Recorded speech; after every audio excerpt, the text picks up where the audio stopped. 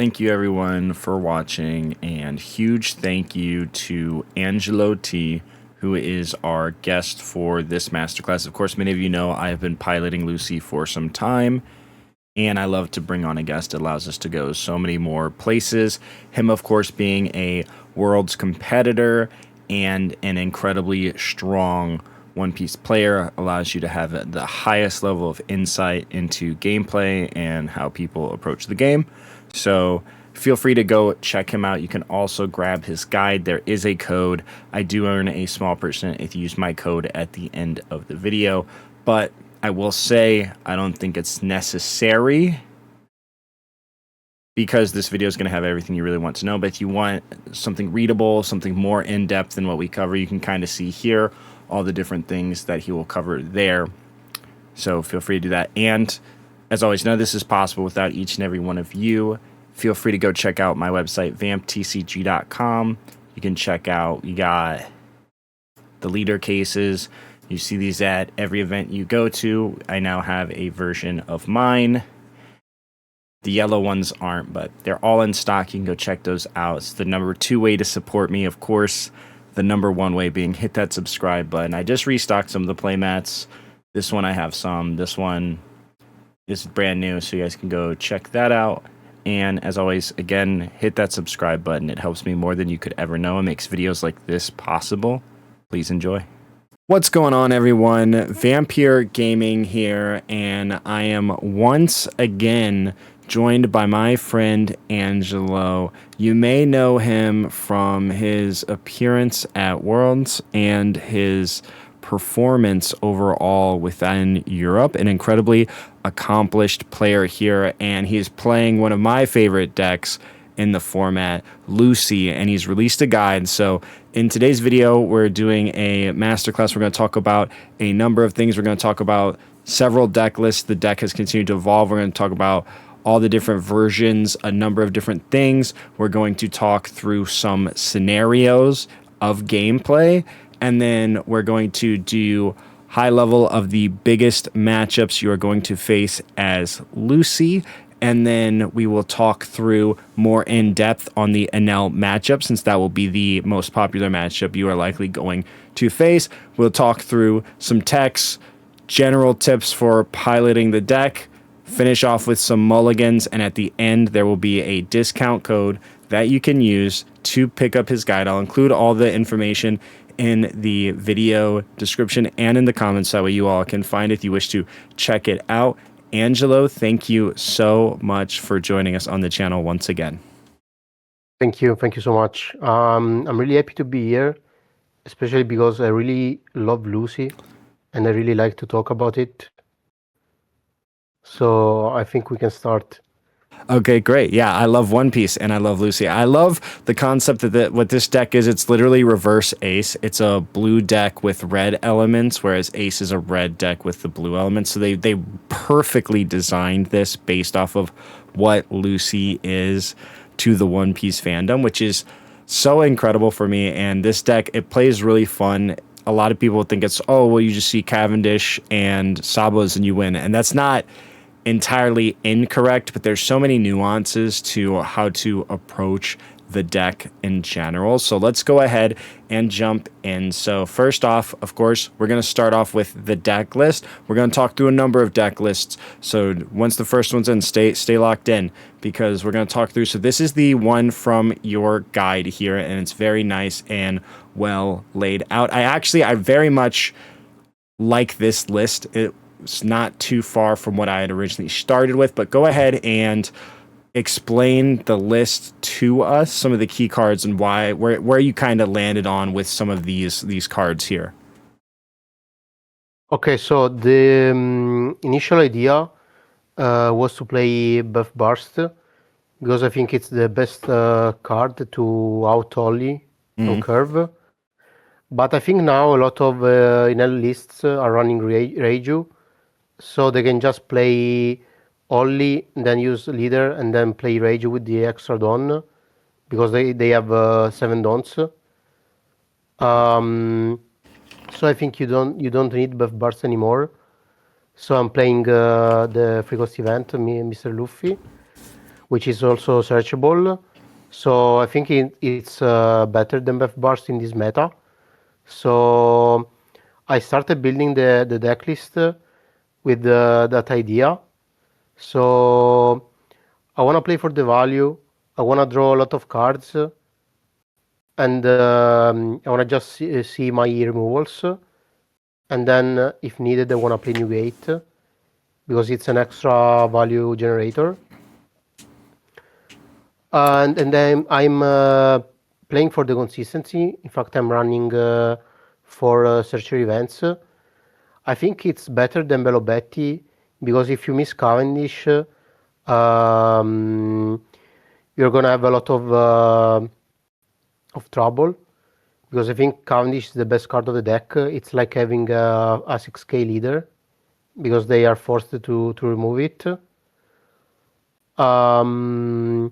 So I really like to have a really consistent deck because I think if you can make your combos and see your pieces, you're gonna win a lot of games because the deck is really strong. The leader effect is really strong. It's an insane power level. So I think you just wanna maximize the consistency, and then the deck is gonna be really strong. So that's my general idea behind the deck and the list. I think Belobetti is good because it's a 2k body, so you can swing into Enel rested pieces. But you have Viola that does the same. And also, I mean, Belobetti can search for Sabo and for important cards like Farfist, but she cannot search for Barry Pistol and also a lot of cards which are really important, especially in the Enel matchup. So I think the search event is better. Also because you can trigger it. So sometimes, like your point is at 3 dons, they maybe swing for 7. And you still don't have Cavendish in hand, but you trigger the event and you can look at top 5 and search for Cavendish. And I think that's really strong in my opinion because it's giving you a lot of consistency. And I think that's what you want to have, what you need. So I think that's the core of the list. The rest is kind of stable. I also really like to play 4 copies of Just Watch Me Ace because it's a really flexible card. You can use it as a defensive tool, but also to reduce stuff. Like there are a lot of applications for that card because you can use it on a reset piece and swing over it, but you can also use it on an active piece and then remove it with the Fire Fist or Barry Pistol. I really like to play flexible cards like that. So I really wanna play it in 4 copies. I'm just playing 2 stages because I think you wanna see only 1 copy during the game, and also usually wanna play Mr. Luffy on free, so you don't have that much space for the stage because you usually wanna play Rebecca or Viola on 1 to look for the free cost event. So you just have the 5 dons turn to play the stage because on 7 you usually wanna play Sabo. So I think that's the reason why I'm running only 2 copies. I think 10 2k counters, so for Leo, for Viola and 2 stages are enough. You don't need that many, especially because I'm playing for Just Watch Me Ace. I'm also running 2 of the 7 cost blue event. I think that card is really strong into the negative matchups, which are Enel and Sky Luffy. But I think 3 copies are too many because usually wanna play 1 copy during the game, and also now with Enel running Reiju, this card is slightly weaker than before. So I'm happy to have it in just 2 copies. I'm also running 2 of the 2 cost Fire Fist some Lucy players are running just one copy or even zero copies. But I think that card is really strong because you can like reduce something and then KO like a 0k body like Rebecca, like your opponent's Rebecca or something else. So I really like that card. It's really flexible. Um, and also the trigger is really strong because you can reduce um, a body for K. So it's like having two K counters in hand if you trigger it. So I really like it also for this reason. Um, and I think the rest is kinda stable. I'm running just one new gate because I think now the Enel matchup is really grindy.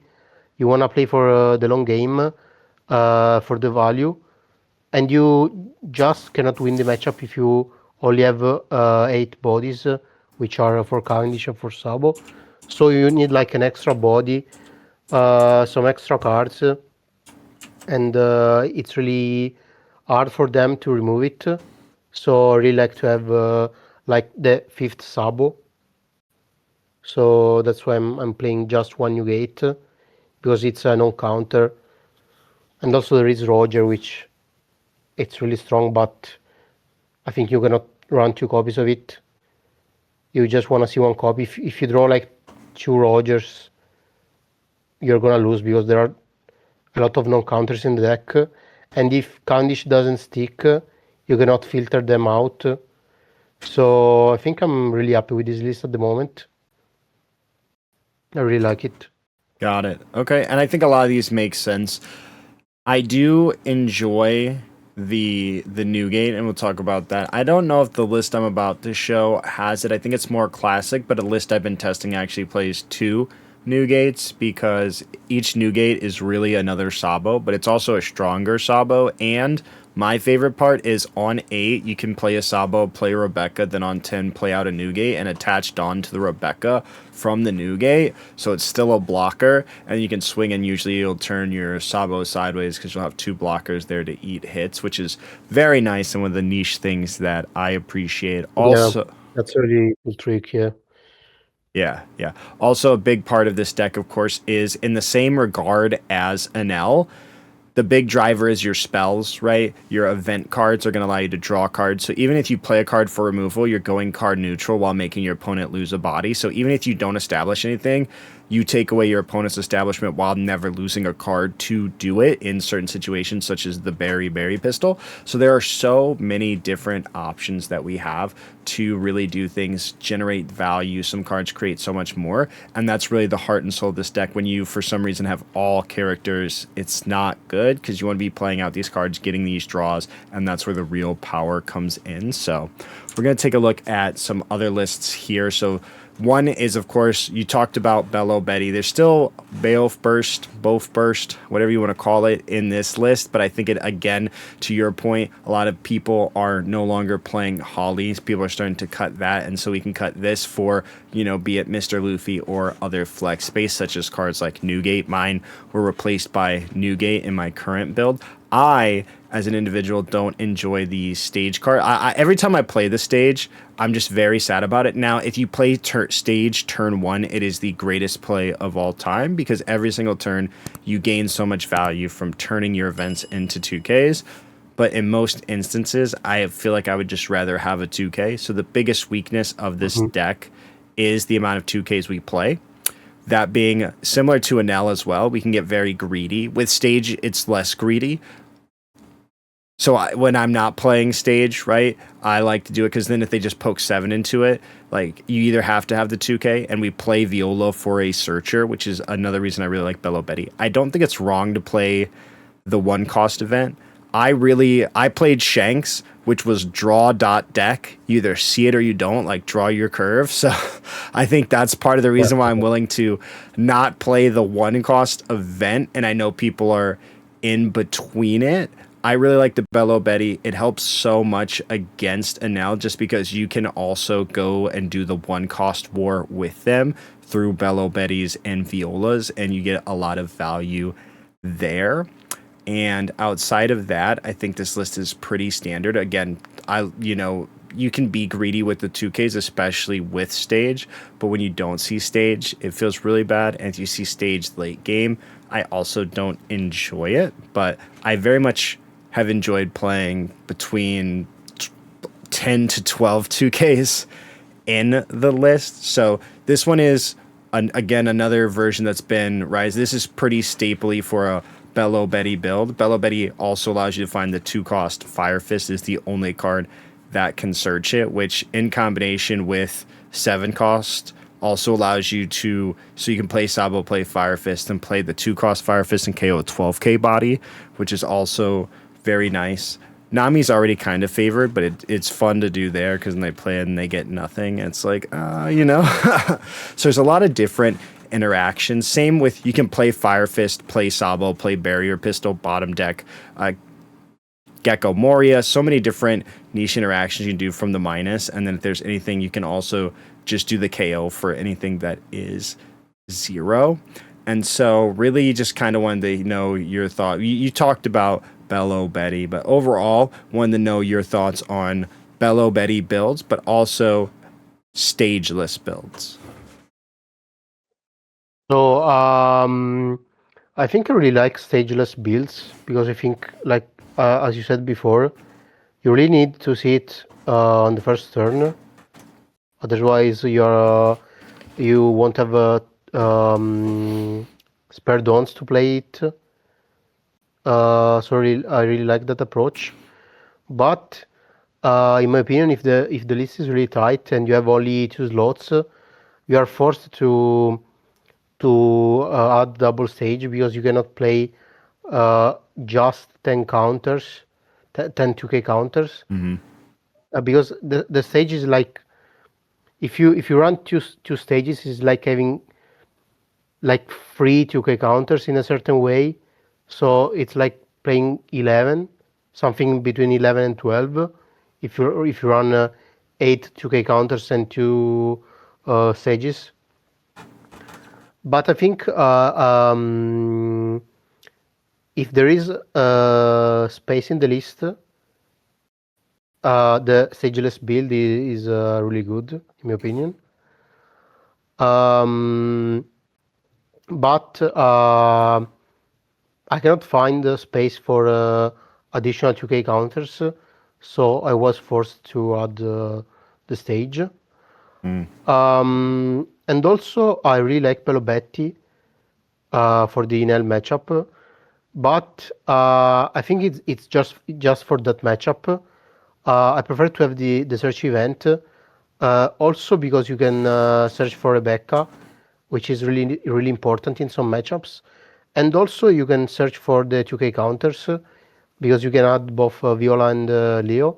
So I prefer the search event, but the Belobetti list is better in Enel. So I think it's like a personal choice. If you wanna beat Enel more consistently, Belobetti is better than the search event. But if you want a list which is better in a weather spread of matchups, I think the list without it it's better. But it really depends also in the tournament which are you going to attend. Because if you are expecting a lot of Enels, maybe Belobetti is better. And also, I usually say this a lot of times. I think the list also depends on your goal. What's your goal in that specific tournament? Because, for example, if you want to make top 32, usually you want to build a list which can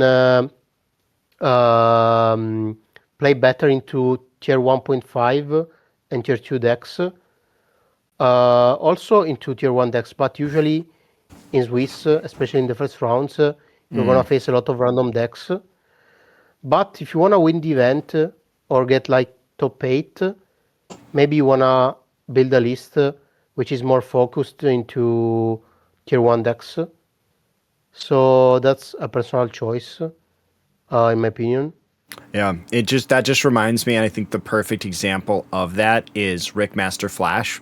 He played Red Green Luffy, and Mihawk was incapable of beating that deck. And through our nationals, through top 32 into top 16 into top 8, he played 3 Mihawk, and he played the deck that counters Mihawk. So once he made it into the top, all he had to do was queue into the majority represented deck there, and the deck would take it away itself. Then in top 4, he played against the, what was it, Rosinante, and he pulled that one off too. But he pretty Hmm. much, he still had to work for it. They were incredible players, but he had such favored matchups into the top cut for the first 3 rounds, which is an incredible thing to have. So to your point, right, you want, depending on what your goal is, you want to build it for that, because if you build it for these scenarios, you're going to potentially queue into the dream scenario, and it can pay off so well. And I think that's just the greatest example of that. We talked also about the 7 cost event, a more popular build that just popped up from Roberto, and Flesh just played it in the King of the Hill event for Chinoy's Cup. Is they're playing 4 of these 7 cost event. I played around with 3, and again, really helping out. I feel mostly in Enel can come up against yellow. They heal. You can answer their blocker potentially, and then set up for one of these, just like getting cards out of their hand, and then set up to play this and take both the life. So there are things like that. Or if they just Zoro heal, or even trigger Zoro heal, and then go back up to 2, you can play this, get some free cards, or ideally play Sabo, get this, get some free cards. And a lot of your opponents won't turn body sideways just from fear of the Fire Fist. So if they can't afford to have that body removed, they won't turn it sideways. And that alone is such high value that you can play out the 7 cost specifically against the Enel, because we can still pitch 2 cards and remove a body. We can do 7 cost, just draw 3 cards, get us nice and healthy in terms of hand size, and just keep poking at our opponent, demanding cards from a double attack or eating a blocker, which is pressure off the board. Wanted to know how you felt about the 7 cost event at 4. Um, I usually don't like to play cards like this in 4 copies, because I think it's not the card that you usually want to play on curve. Maybe you want to play it only into Sky Luffy on curve, like on 7 Dons. But I think versus Enel, especially if they have Rage on board, you usually want to go for Fire Fist. Um, or maybe Berry Pistol if they have Senior Pink, I don't know. But I think you don't really need that many 7 cost blue events, because I think you just wanna play 1 copy or maximum 2 copies during a game. I mean, obviously you wanna see it, but I think 4 copies are too many. I think like something between 2 and 3 is the sweet spot. And also, I cannot find space to add 2 additional copies of it. I really like the card. Also, the trigger is insane because you can draw 2 cards. But still, I cannot find a reason to run it in 4 copies. I think there are better options. Um, the card is really good because it's like the only aggressive card of the deck besides Roger. And you need some aggressive cards in your deck because you cannot just play control for the whole game. But I think still 4 copies are a lot. So I think something between 2 and 3 is, as I said before, the best ratio in my opinion. Okay. Got it. I think that's fair. I've also, I've never, it usually becomes counter. I will say once I start using it, and then if you play 2, you have like a billion cards in hand. You're like, this is the greatest card ever. But that's on the grounds, of course, specifically against the Nell. I think it has a lot of advantage there, and just other matchups where, like, because Fire Fist can clear any body just by pitching 2, and we'll talk about that a little bit later. But let's go ahead. So obviously, I'd shot you a message too because I wanted to bring this up. I think it was B Reef This is B Reef's list. He won, I believe, a serial Nika in Japan or Asia. I think he's in Asia, where Mm-hmm. with the pure Barto build. So I personally, and I know you have as well, have played the hybrid build, and we'll talk about that. So the Barto build, which is very interesting, it's just pure Barto. You of course have the Barto or the Barrier Bulls, which allows you to go up in power for the to the end of your opponent's next turn. So you're able to go 6k leader until your opponent ends their turn, which is huge. So you can get a tankier leader along with, of course, your effects and all of that. And it draws a card. So it meets Lucy's requirement. So it's really draw 2, add 1000 power to your leader, and you can play it for free off of 4-cost Bart. 4-cost Bart also allows you to play the go ahead and use the Mr. Luffy, which is a draw 2, which becomes a draw 3. So for 4 Dawn, you can draw 3 cards, establishing a threat. And we talk a lot about decks that are good against Enel. Enel's favorite thing to do is play control, whereas Bartolomeo just says if this card would be KO'd, you can trash 1 event from your hand. So it's generic in the similar value as Vista, but it's not once per turn. So they can make this a negative 10,000 power, swing into it, and you can counter out of it, quote, counter out of it with 1 event because it would be KO'd, you allow but combat to resolve. Then you resolve his effect, trashing event, he stays. So he's the stickiest body you can have right now in Lucy, which is why the hybrid build is quite nice, just because you do have that non-Cavendish option, and Cavendish is a bit weaker in the mirror, and or not in the mirror, into Enel, because they can just freeze it forever. And granted, they can freeze this forever too, but they can never remove it. They're forced to freeze, in the moment they can't freeze it, you're gonna get it back. So I'm a big fan of the concept of Bart, and I don't mind Bart's at 2. I think 4 and 2 is a great split, gives you more targets to play. One thing that I found really interesting is that they're only playing 1 of the 4-cost event, which is also a draw 2. And I can understand why, because ideally you want to use Bart to play out the 3-cost into drawing 3 cards. And so if you play 2 events within the same turn, it's spending 2 while only getting to draw 1. But of course, the 4-cost allows you to find those cards as well. Outside of that, it's mostly the standard package. You're just replacing some of the key cards with the Barrier Bowls, adding that in, adding in more Mr. Luffy. They are playing Distorted Future, which also is a very nice minus. It's literally just another version of Just Watch Me, Mr. Ace, with less requirements for the events, since you're not playing like the 4-cost as much. So there is that. But wanted to know, one, your thoughts on pure Bart build, and then take a moment afterwards. We can talk a little bit about hybrid. Okay. So I really like Barto. I think that card is insane, but I just cannot find a reason to run 4 variables because you're forced to remove some copies of Memento. So you're adding 1 card in the deck, which you are playing only to draw 1 with the Lucy effect. But if you play Memento and play Barto with it, you can just draw 1.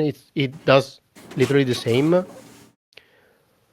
Bear Bulls gives you plus 1k for 2 turns, but Memento can filter out your end.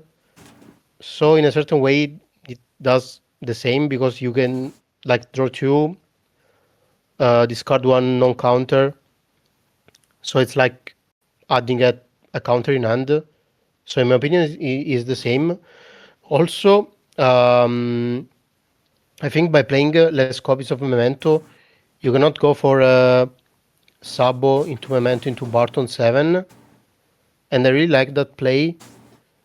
So I really like the Barto list, but I don't find a reason to play Bear Bulls. I think there are better options. I think you can just run for Mr. Luffy without Bear Bulls. And if you are lucky, you can just play Mr. Luffy with Barto's effect. If you don't, you can just play Bart and it's still fine. You are deploying a for cost body, and you're also maybe drawing one thanks to Memento. So I really like the concept, but I don't like variables. Also, I think that card is kind of useless in the early game because it doesn't matter if they are swinging for 6 into 5 or for 6 into 6. It's basically the same, or like for 7 into 5 or 7 into 6.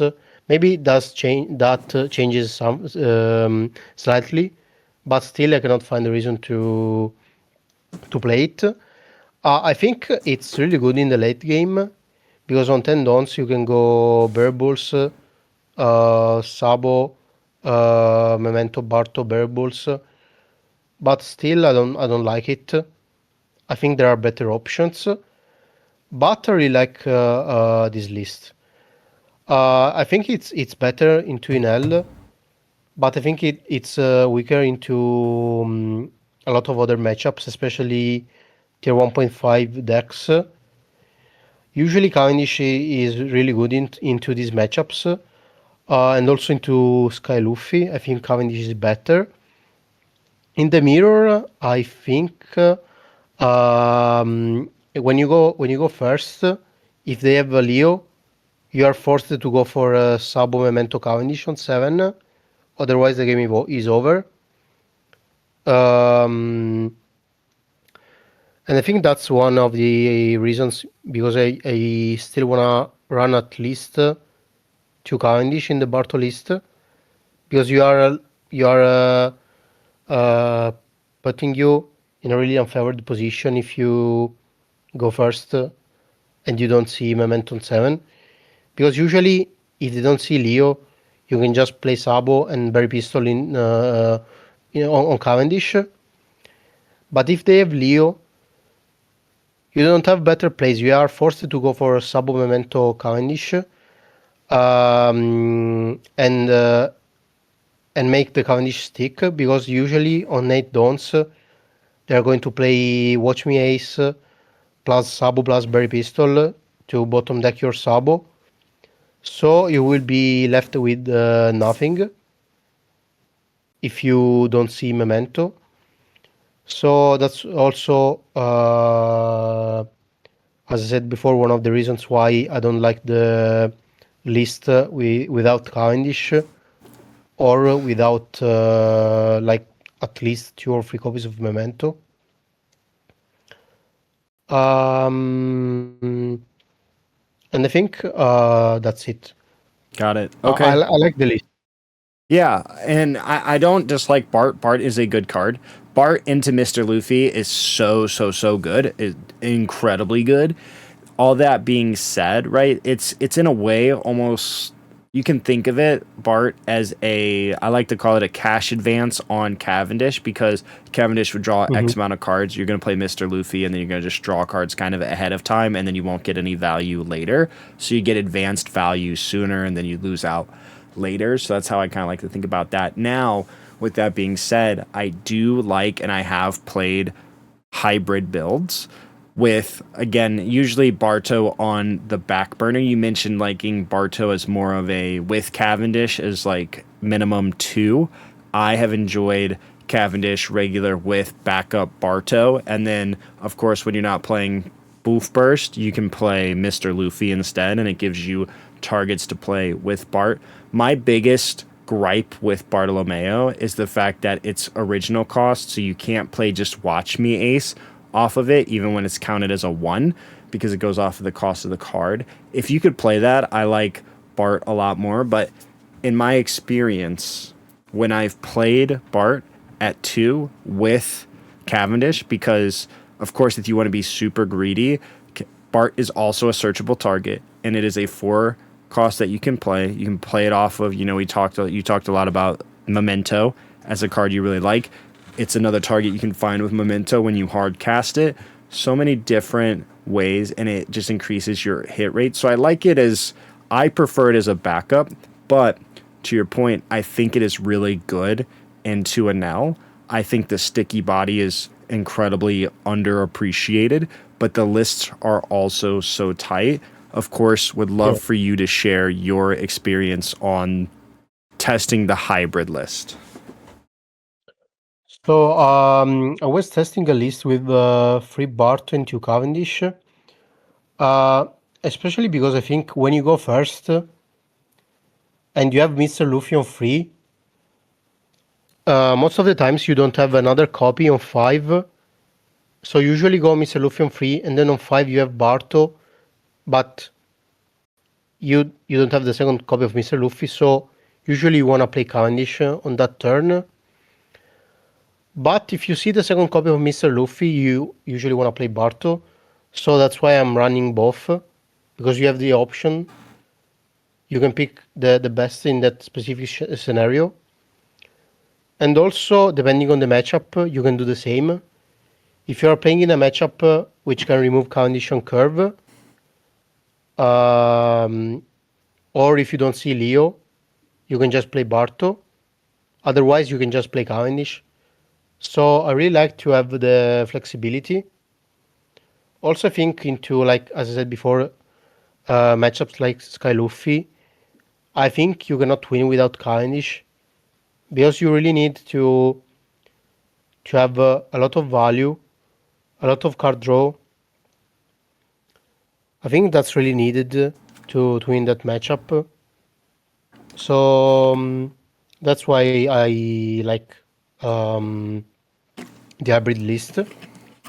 Also, in the mirror match, I think you want to play Sabo, Memento, Cavendish on 7. Like, you can play Barto, but on that specific scenario, I think Cavendish is better, because they are forced to remove Sabo. Usually they go Watch Me Ace, Bear Pistol, and you can swing freely with Cavendish. So I think I really like the hybrid list at the moment, and I really like the 3 Barto to Cavendish split. Because I think you wanna play Barto most of the times, but if you don't have Mr. Luffy, you wanna go for Cavendish. And also, I think in general, Barto is slightly better than Cavendish, because you wanna play, you wanna have an edge into Enel, which is your one of your worst matchups. So I think Barto is better than Cavendish for that specific reason as well. But Got it. yeah, I really like the concept of the hybrid list. But I still don't know if it's better than the regular list, because Cavendish is really strong, especially if you can establish double copies of it on 4 and 6 dons, Yep. or even on 5 and 7 dons with Sabo plus Memento. So I'm still testing and trying to figure out which is the better version. Okay. That makes sense. Well, with all that being said, let's go ahead and we're going to jump into some scenarios. So, these are all real life situations that I have come across in games where there's kind of a number of decision bridges here. So this one is quite basic. I really just want to understand. So this is, you just drew 2 cards off of Cavendish and have to trash one. So you're of course kind of fighting here. So how do you prioritize what you're going to get rid of with Cavendish? Because counter can matter, things like that. How do you really decide what we want to trash? And then of course, like, Sabos are your win cons, Fire Fist is what you play off of Sabos, and you have Rebecca's, which are blockers. We have our 2Ks, and then we have a Fire Fist event. So first thing that kind of comes to my mind is get rid of the 2Ks, but this of course is stageless build, so we don't have a ton of 2Ks to work with, and we're not going to be able to turn events into them. So of course there's 2 Sabos here, but really want to know kind of how do you decide what you're going to discard from Cavendish, especially when you have a lot of key pieces in your hand. So in this specific scenario, I think it's either one of the Sabos or the 7 cost Fire Fist, depending on the RG Luffy number of life cards, because usually you can use Fire Fist to buy a turn or to save one life, because you can just decide to just reduce the piece without KOing it. So you are saving one life in a certain way, especially if it's a 7k body or higher. But I think in this game, in this board state, there are at the moment no high power pieces. So I think it's better to discard one of the two Fire Fists. But in general, I think it really depends on the matchup. Usually, sorry. Are you good? Usually, I wanna have at least one copy of each removal. So, like if I have two Fire Fists, two Berry Pistol, I usually try to discard one of the two, depending on the matchup. Usually, Berry Pistol is better to have more copies of it in hand, because you can use it also in the late game to remove blockers, so you can go for lethal. And also usually wanna discard all the copies of Cavendish in the late game, like after the 7 turn, because you don't need this Cavendish anymore. Yeah, Cavendish is one of my big pitches. Yeah, I think it's like the main one. Also, depending on the matchup, maybe you could pitch Roger, because in some matchups you don't really need it. But it's really hard to understand if you are gonna need it or not. That's really, really hard in my opinion. But in general, I really like to keep events if I have just one copy of them, and especially if they are flexible, like Just Watch Me Ace or the two cost Fire Fist. Also because there are only two Fire Fist in this list, the two cost one. So usually that's my approach. Got it. That makes sense. Okay. And then we'll go ahead. So these are a little bit more complex here. So this one, it's really to kind of see where we go. So we would be at 6, Don, having just played Cavendish, and then they played out, of course, the. And now can assume that Reiju is actually 7. I should have buffed it for the photo, but that Reiju is a 7. And really just kind of want to know, because we have Leo to kind of protect our Cavendish here, which helps out a lot and prevents them from removing it.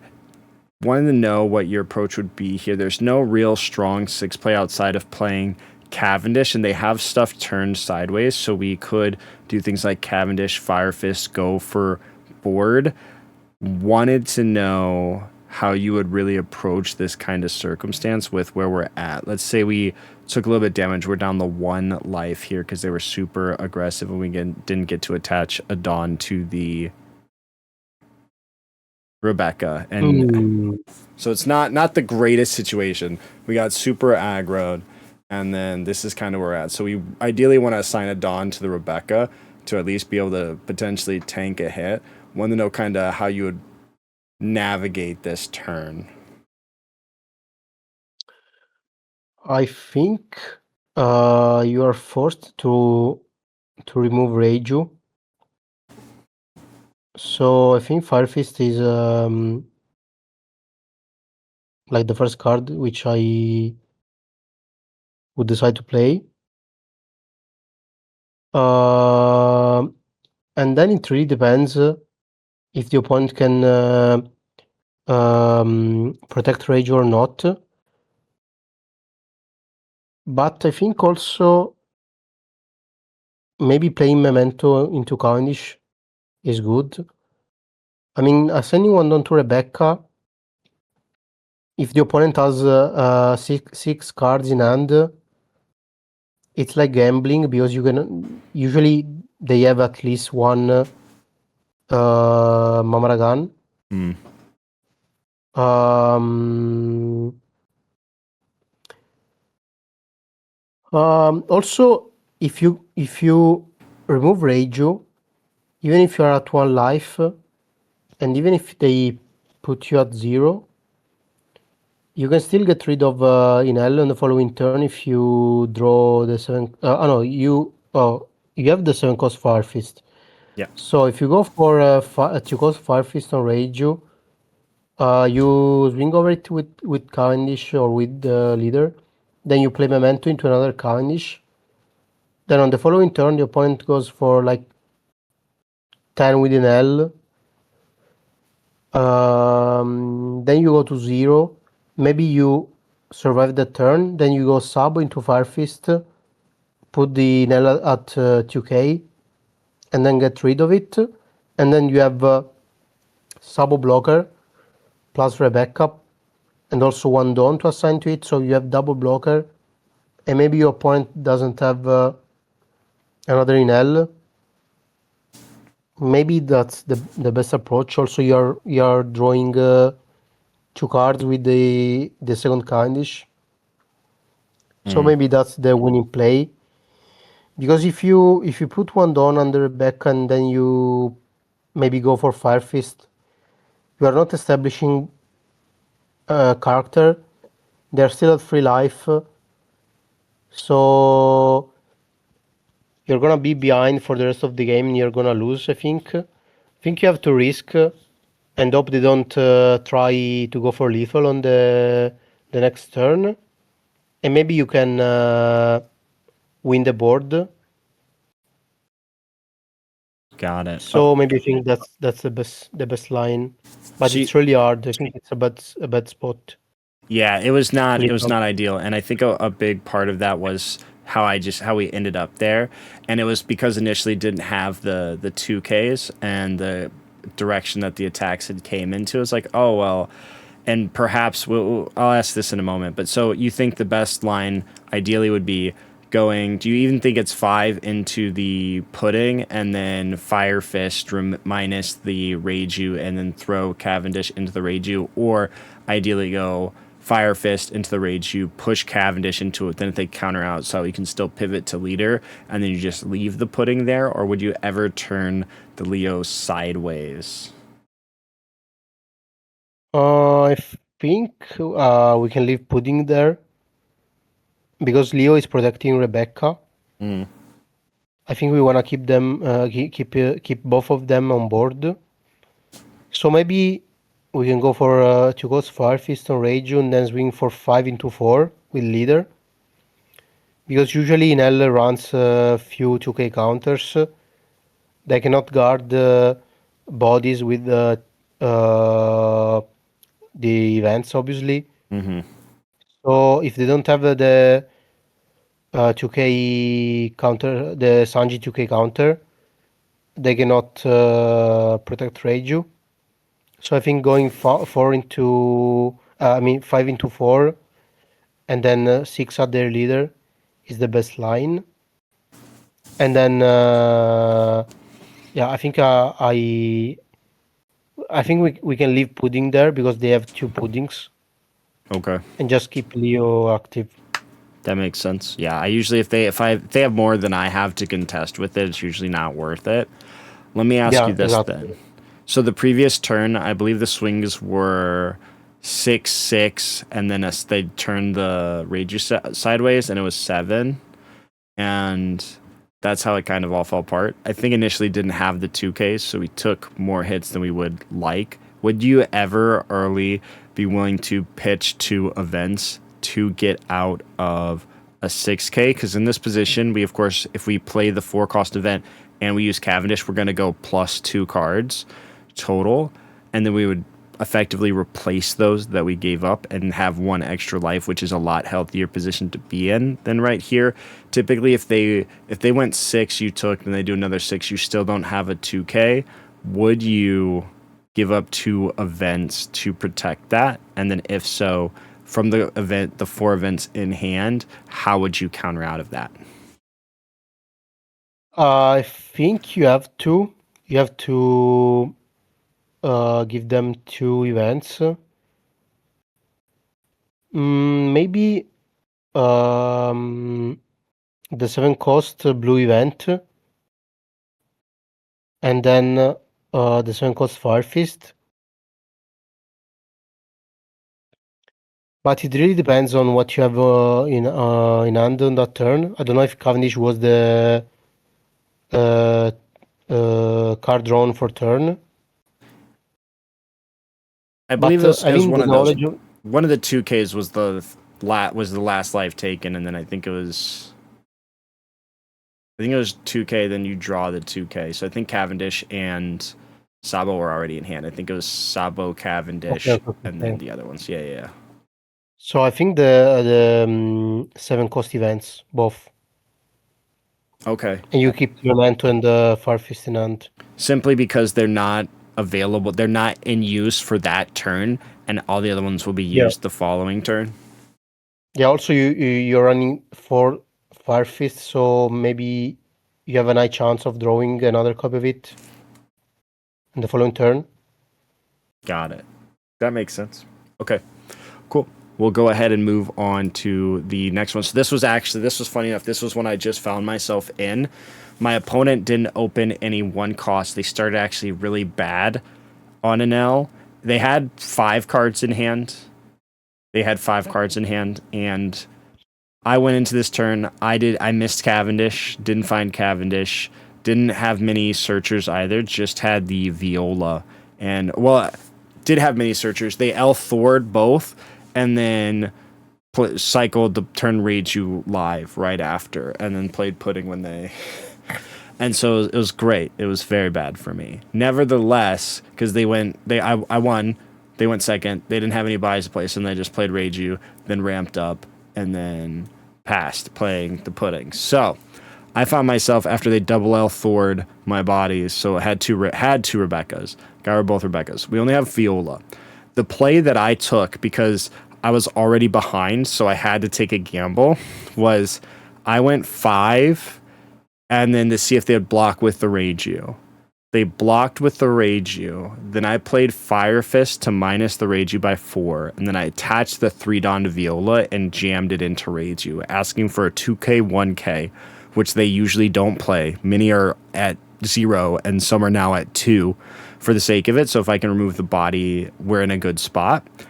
Or we can just barrier pistol the Pudding. What I did was I Fire Fisted after they blocked. They took the block, then I Fire Fisted, then I jammed 5 into it. What happened was they countered 2-1, and I was very sad about it. And then, and so then I took a bunch of damage the following turn because of Pudding. Now, if I had barrier pistoled, I don't take as much damage, and I keep an extra life, and I'm in an okay spot. I want to know, what path would you have taken? Is it worth it to push the gamble because of their 2K greed? Or is it better to just spend 5 just to remove the Pudding, to just completely take an attack out of the question? Because they missed their 1, so you know they don't have anything like a Shura to try to rush you. So I think usually if you are behind and you are in a losing spot, you have to play for you have to go for the play which is giving you the highest chance of winning the game, even if it's like a small chance. So I think going for 5K's wing and then Fire Fist, if they block, it's I think the best play, is my opinion. Because if they don't have 2K, 1K, you have a chance to win this game. But I think if you go very peaceful into Pudding, you are still in a losing spot. So I think that's the best play, to go 5 with leader Hope they block, and they usually do that because they are expecting a Cavendish. So I really like that play. Okay, that makes sense. That's what I felt like was the best, and I was because if you do get it, the game's equalized again, and you have that opportunity to really try to swing it back because you're going to 7, and you have the Sabo and whatnot. So cool. We'll go ahead and move on to the matchups. So we're gonna talk high level on the big three, which is of course Enel, Lucy, and Nami. There is more in your guide, and you cover a lot more. We're just in here. We're going to cover these three since they're the most popular represented.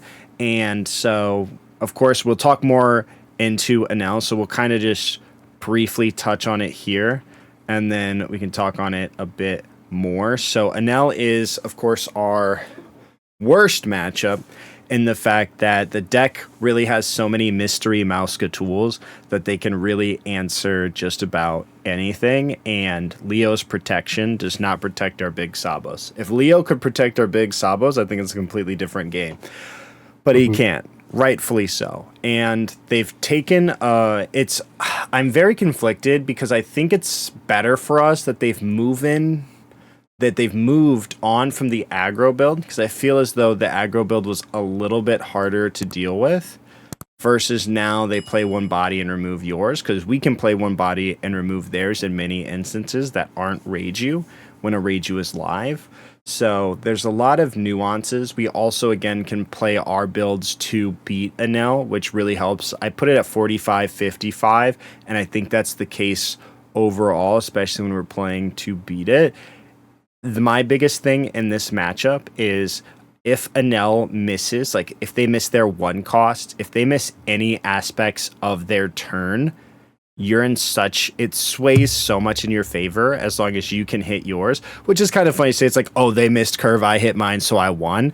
But it really is like that because they get ultimately punished. And I think our deck is the biggest one to punish Enel for missing theirs outside of the mirror, but even then it's very recoverable. But the moment any of our bodies stick, the moment that we don't have to spend resources, we can use Sabo and go wide, which I think is underrated.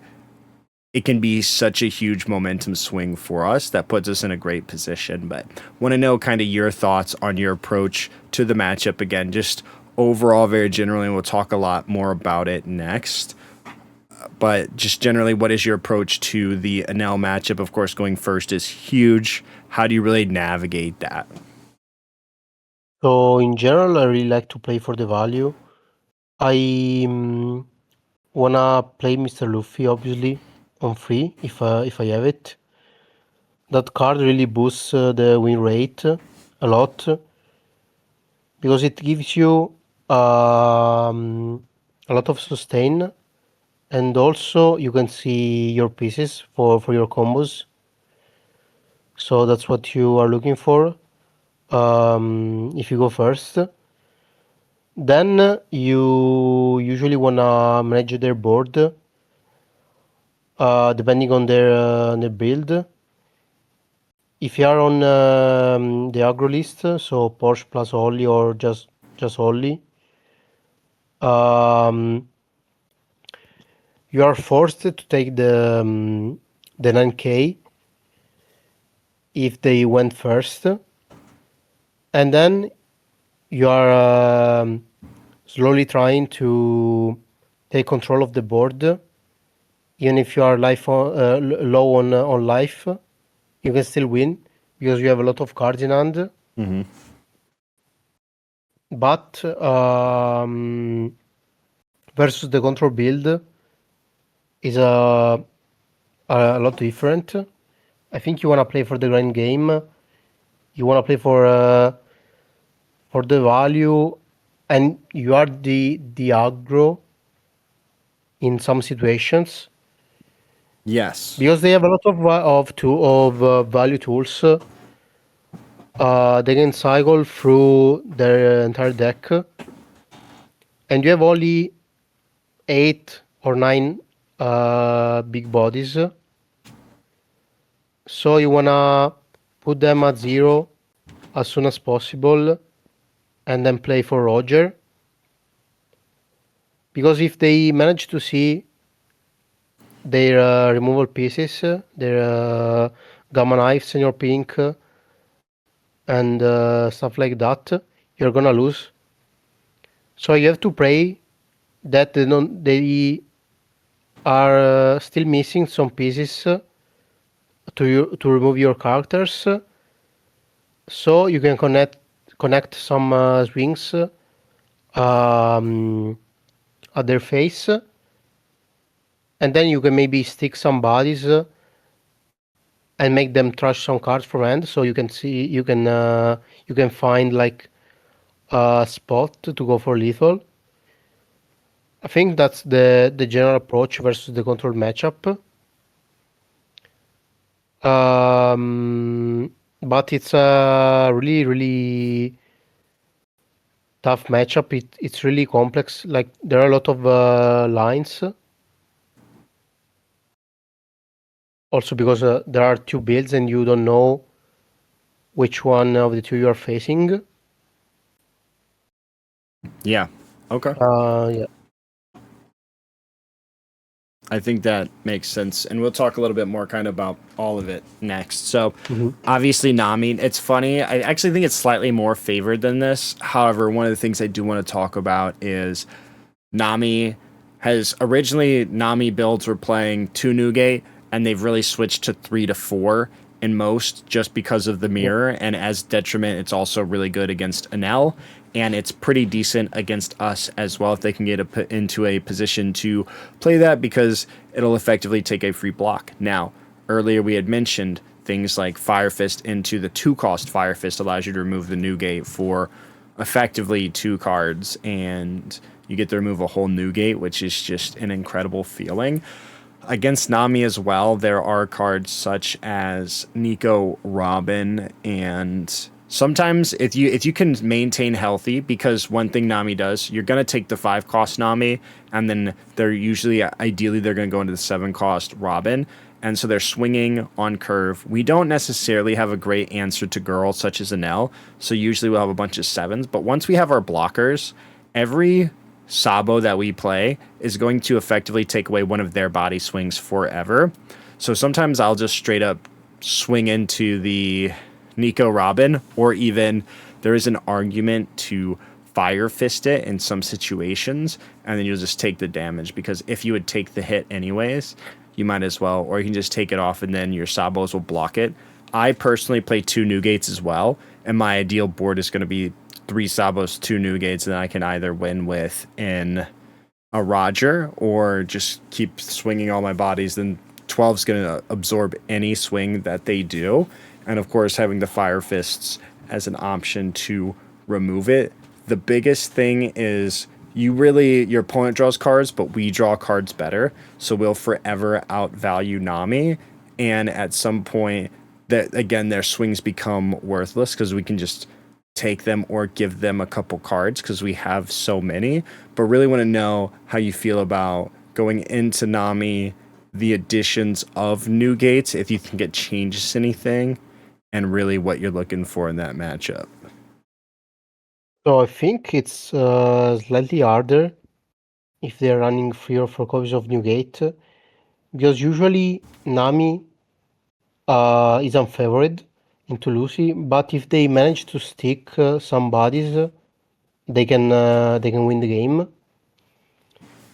And also you are running just 2 copies of the 2-cost Fire Fist, so usually you can remove just 2 Newgates if you see both. But most of the time you're gonna see just one of the two. So if they see multiple Newgate, it will be really hard. You have Rebecca to tank one Newgate, one Newgate attack. But yeah, it's harder if they see multiple copies of them. But I think Lucy is still really favored into Nami, because they just play one body for turn, and you could just get rid of it. You have a lot of removals.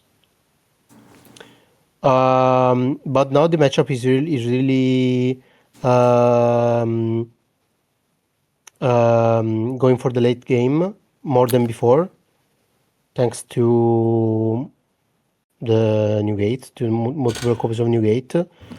So I think, in my opinion, the main reason why Nami could win the matchup is for the time, because if you really go to the long game, you play multiple new gates and then you heal up, you can win on time. So that's why I think new gate is really good. But still, if you play Lucy well and you know what you have to do every turn, you're going to win because they cannot take advantage of the time. So that's one of the key factors of this matchup, in my opinion. You don't want to make them like slow play or do something like that. You want to play kind of fast, so you don't reach the end of the timer. I think that's one of the most important things to know in this matchup, Got it. because usually it lasts a lot. That makes sense. Also, one of the big things, and I think the main reason why this matchup is also favored initially, is the fact that we have the blue barrier pistol, which allows you to Yeah. you can play Sabo bottom deck Nami, and then if you do that on, which is why going first is so great, they play Nami on 6, you play Sabo on 7, spit out barrier, you're going to draw a card, and bottom deck their Nami. Then on your 9, you can play the the 4 cost ace event, and then minus Robin by 3, then play another Sabo barrier and remove both of those. So you don't even have to Fire Fist it. The ability to bottom deck these bodies that don't like to be contested, however, only have KO effects, is so huge and allows you to, again, swing a lot of momentum. So really, for me, Barrier Pistol is probably the best card in this matchup. Barrier Pistol and Cavendish, because Cavendish is going to continue. They're never going to be able to contest it, except for Zeus. And if they Zeus it because you don't have Leo, you get, it's like it had Rush, so I'm okay with it. They go down a life. I take that every day, and then I'll just continue playing on my things. So it's cool. And then later on too, I really like playing if I've maintained their board. Like once you've established 2 Sabos, you're gonna just absorb whatever attacks that they do, and if you removed their bodies while establishing those Sabos, you can play Sabo into 4 cost the Memento into Cavendish and go super wide, putting on pressure for them as well, which I very much enjoy. Yeah, I think usually if you see your combo pieces and you can manage to remove one piece every turn, you're going to win because you have Carnage, so you can draw a lot of cards. You usually see all your pieces, so that's all you need. And also, if they play Zeus on 5, they are not deploying Nami, so you can keep the berry pistol for Robin. So I think usually Zeus is good only on 6 dons, because they can still play a 4-cost body. But and they are also losing a life, which is really important, because you usually wanna win the game kind of fast because of the time, as I said before.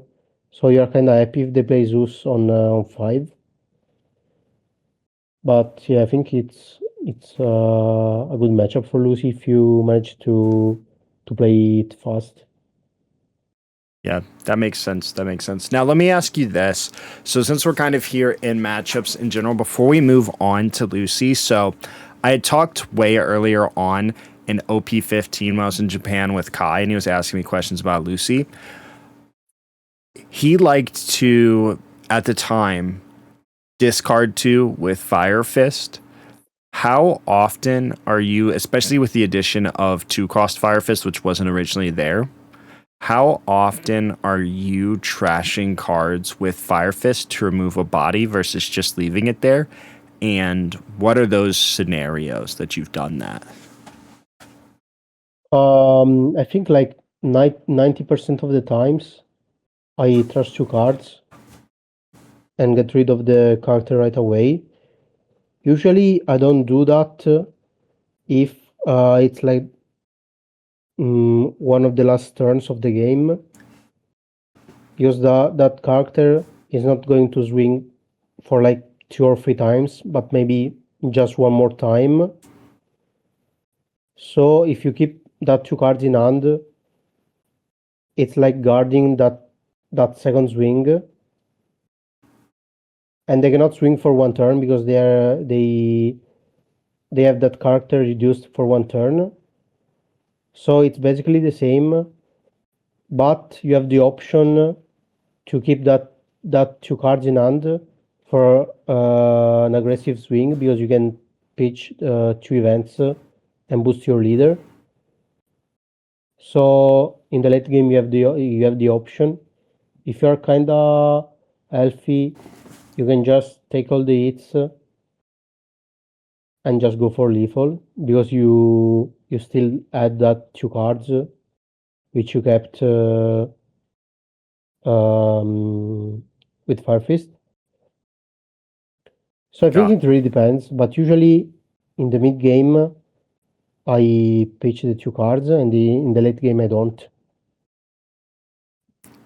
Got it. Okay. That makes sense. And then, so let's go ahead and jump over to Lucy. So I had originally had this as going first. Now, admittedly, I haven't queued into much Lucy. Of course, it is out of these three, the least represented, so the least likely to queue into. So I've played very limited amount of Lucy. However, you were explaining to me that, of course, if you go second, you have the opportunity to play Cavendish, and if they Bari pistol it, you can play another Cavendish, and a bunch of other nuances. And then when they play their Sabo on 7, you have the opportunity on 8 to play that 1-cost or 4-cost Ace event. Just watch me, Ace, to minus theirs by 3. Then you play your Sabo and bury your pistol their Sabo, because 7-cost Sabo isn't protected by the Leo. With all that being said, I will leave this opportunity to you. Explain to me what we're looking for when we're playing the mirror. What are these key cards, right? And how are we going about piloting that? And why is second just generally better? So I think going second is better because you have the initiative. You are playing Cavendish first. So your opponent is forced to remove it. But if they don't, you can just snowball with it. Also, you are the first player which is drawing with Cavendish, so you have a higher chance of seeing another copy of it. So if you go Cavendish on 4 into Cavendish on 6, then you can draw in total 6 cards in 2 turns, and you are gonna have a really high chance of finding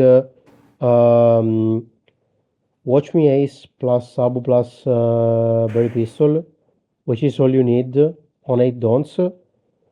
So the game is just like the deck is just playing by itself.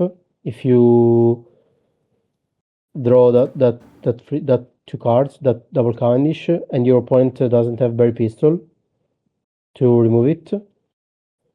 So I think that's what you're looking for, and also you're looking for Leo on 2 dons. So usually you want to go like Rebecca plus Leo on 2, and then Cavendish on 4, and then another Cavendish on 6.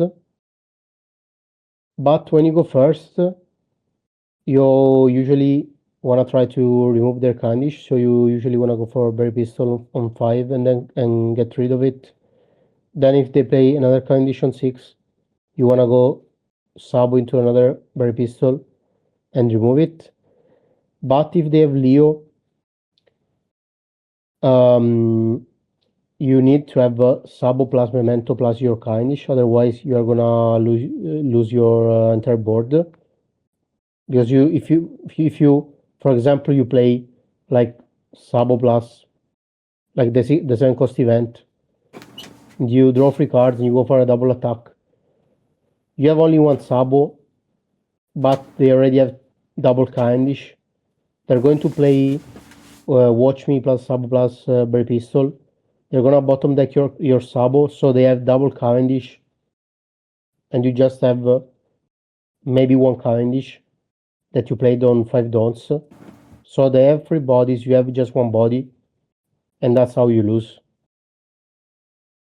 Okay. So I think it's really important to go for Sabo Memento Cavendish if they saw Leo. That's like the main approach of the matchup. There are a lot of different lines. I think this mirror match is really hard because you can play your cards in a lot of ways. You can use reducers uh, to reduce their rested Cavendish, and then like swing over it with small pieces. Like you can assign 1 Dawn to Viola and then swing 3 into 3. I think this mirror match is really hard, especially if the two players don't draw good hands. If they have like an average hand, the matchup is going to be really hard to play. A lot of lines. So I think it's really important to master the mirror match. Got it. Okay. With that in mind, going first. So obviously going second is better. Going first, let's say, of course, your opponent has one opportunity to play Leo when going first. We have 3 going first to establish Leo. So if our opponent, obviously on 5, if we can get rid of Cavendish with Barrier Pistol, we absolutely should. If they have Cavendish and Leo, would it be better to return their kindness with a Cavendish and Leo of our own, assuming Leo hasn't been established on our side? Or would you rather play Cavendish and then a Searcher with a body to set up so that way you can potentially contest theirs once you go to 7 and play 7 and then a minus event to minus the Cavendish and swing into it with the Searchers? I think it's usually better to play Leo. Because if they don't high roll and they see just one Cavendish, they usually are going to play Berry Pistol. So I think Leo is better. But in general, I think the player which establishes Cavendish first is going to win. If the opponent doesn't know how to handle it. And also Leo is really important because a lot of times they're going to use the 2-cost Fire Fist to reduce Arrested Carter and then KO Rebecca because it's 0 power. So that's also another reason to play Leo, even if they don't have Berry Pistol. And also it's a 2K, so you can swing into Cavendish by assigning 1 Dawn if it's reduced by Watch Me.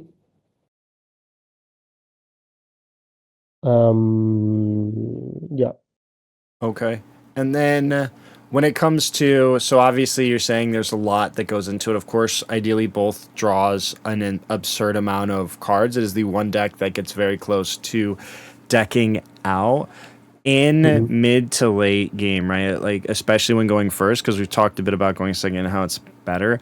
How are we coming back going first? Is it because, of course, with the 2-cost Fire Fist event, you're able to do things such as Sabo into a Barrier Pistol to bottom deck something, or you can play Sabo into Fire Fist to potentially KO something. So you go Sabo into Barrier Pistol, or even if you have 10, you can play Sabo into, or the 1-cost event, minus into Sabo, into barrier pistol, into fire fist to minus potentially Cavendish and poke into it. How are we really trying to reclaim board, especially when going first and trying to reestablish ourselves? I think the only way is on 9 dons, because you can remove 2 pieces in a turn, because you can go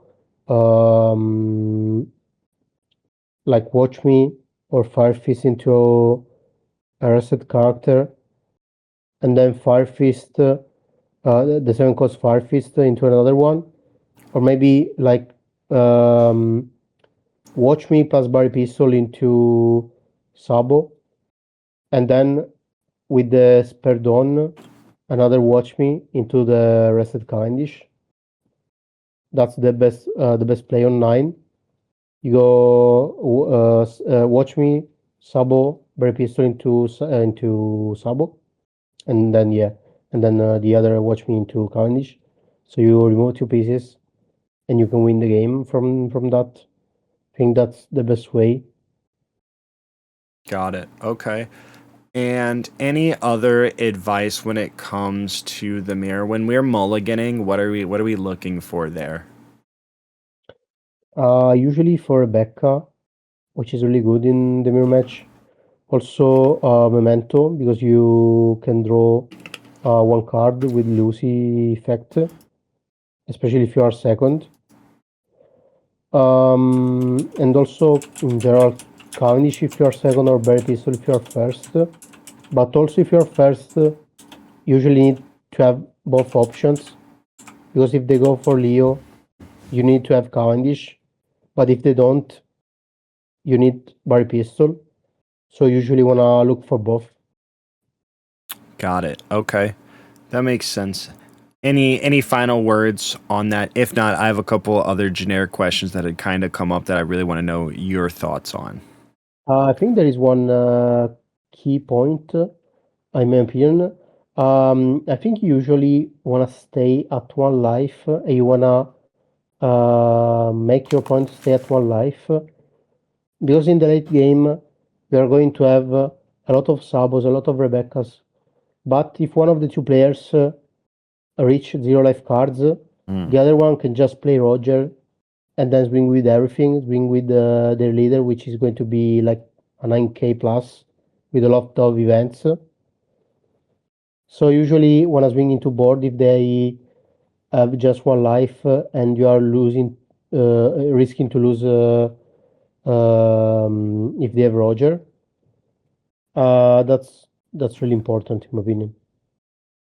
Got it. Okay. So now I think the biggest thing, and I'm really excited to hear your thoughts on it. So as a Lucy pilot, against certain matchups, usually yellow, maybe in the mirror, will turn off my drawing. What that means is, of course, your leader ability is optional. You don't have to use it. You need to make sure that you don't deck out. And in severe instances, this may be playing over a Cavendish or just having to allow him to not swing, because some of these games, again, especially against yellow, you can get decked out. When and what situations have you decided to stop drawing in these matches, and how do you determine that? Because it's very situational. It depends, but against yellow, I think even depending on what they've played so far, especially I'm really thinking against just yellow Enel. I feel I've gotten very close to decking out a number of times. I had like 2 cards left in deck, and you can really stop it around 15 cards left, but it really depends, because obviously if you're in a winning position or not, and if you need to tank through a lethal, and all these are going to come through like, what can I get out of, what is their max lethals, and you make sure you can get out of that, but you also need to make sure that you don't lose to decking out.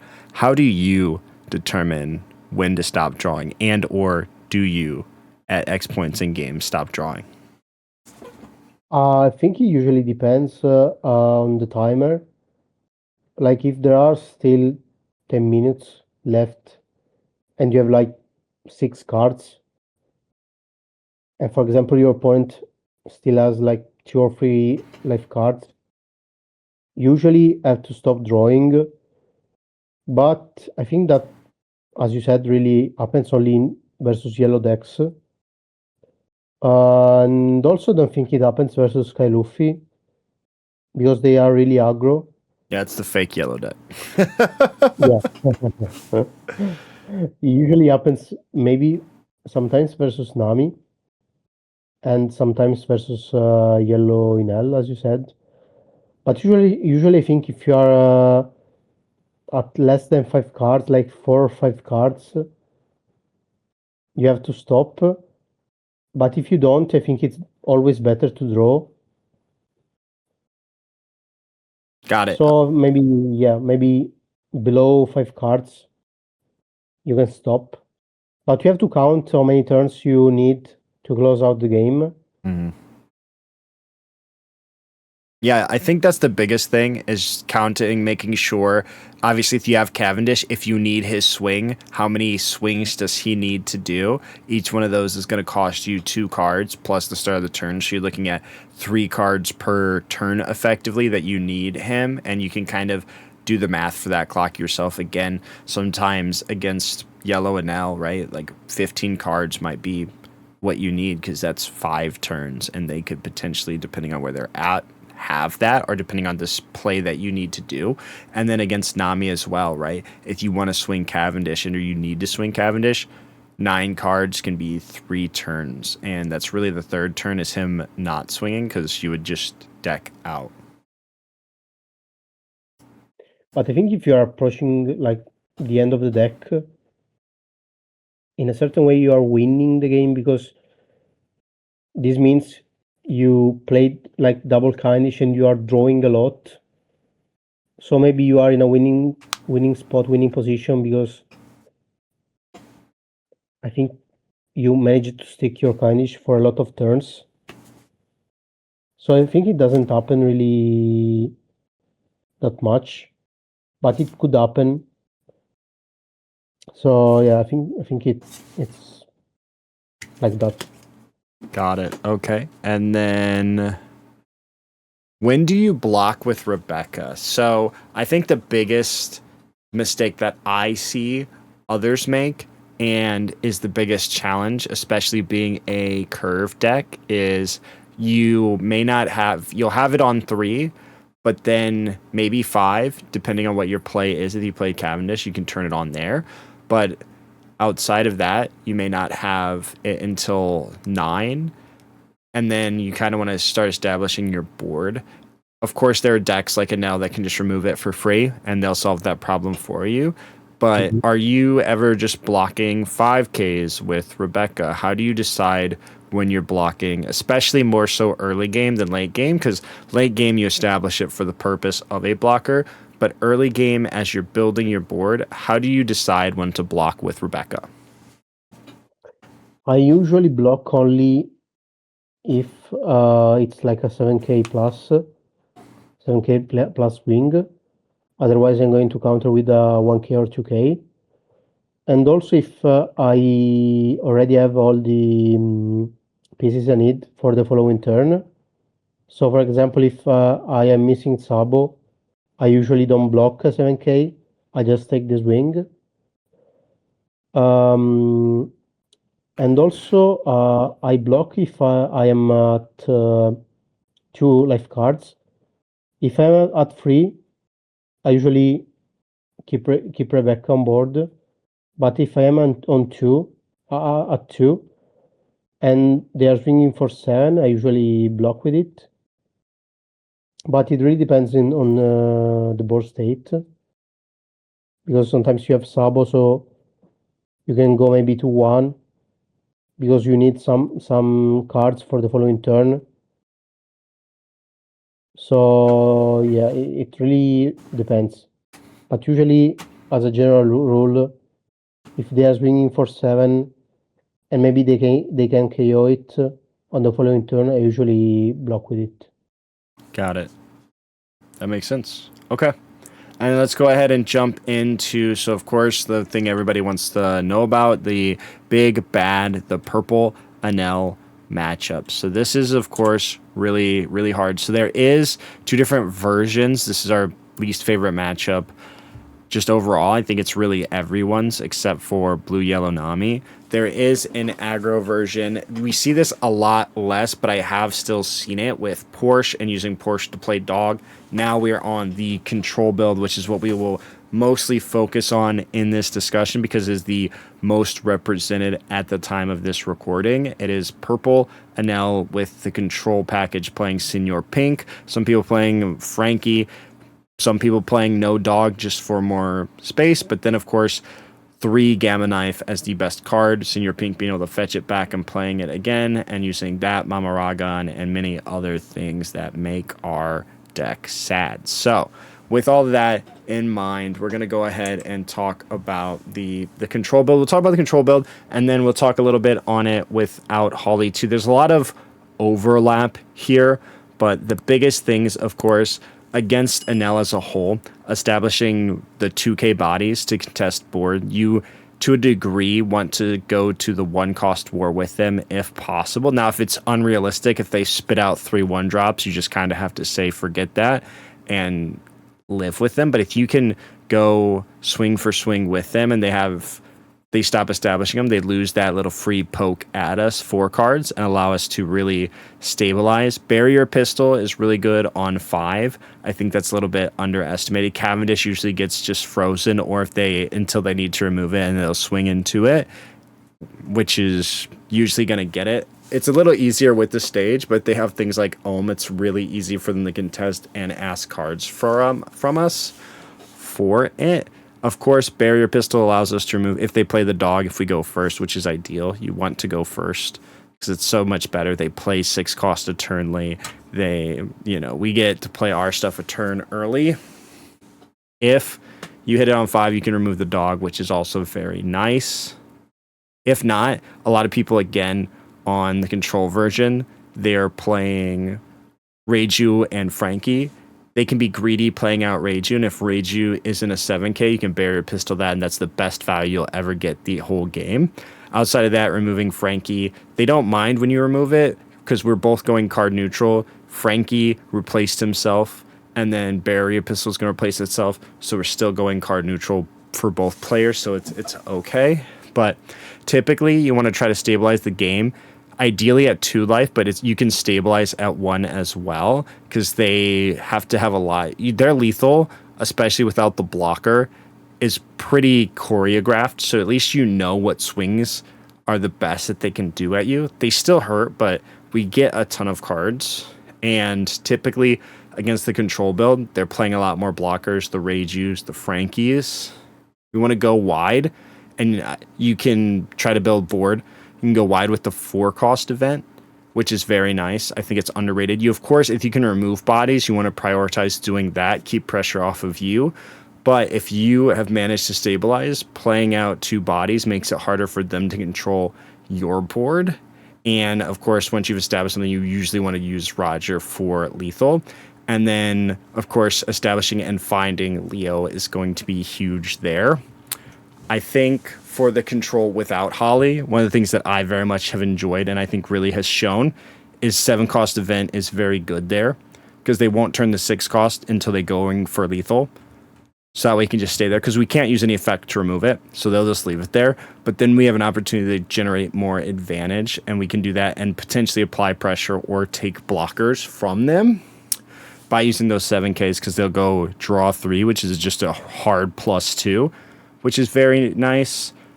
And Barrier Pistol again on the Reiju, and just wait. You can Barrier with Sabo if they miss bodies, which is like very rare if they miss 1 cost though, because then they'll play it and you can kind of just wait. You'll eat the 1 swing because you're technically up, and then you can kind of do that, which is also very nice, unless it's Reiju. If you can Barrier Reiju, always do that. But really, general knowledge here. Want to know more, obviously, going first versus going second, but feel free to share your approach, Angelo, to playing against the current control build for Enel and how you go about winning.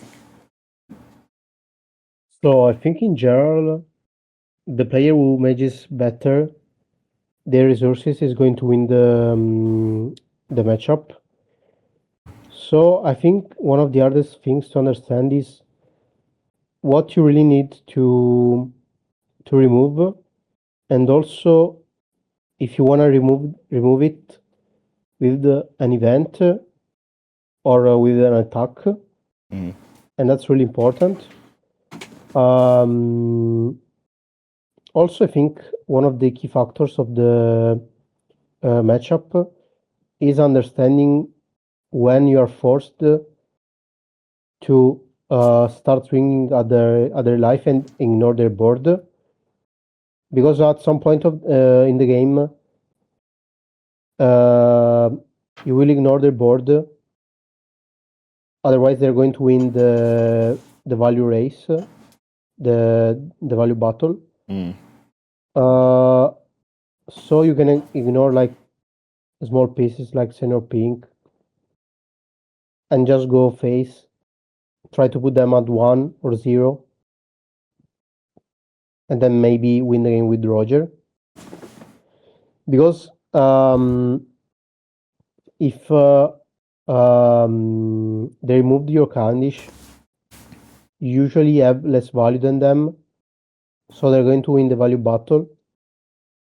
So your winning play usually is to aggro them and just find another winning play, another line of play.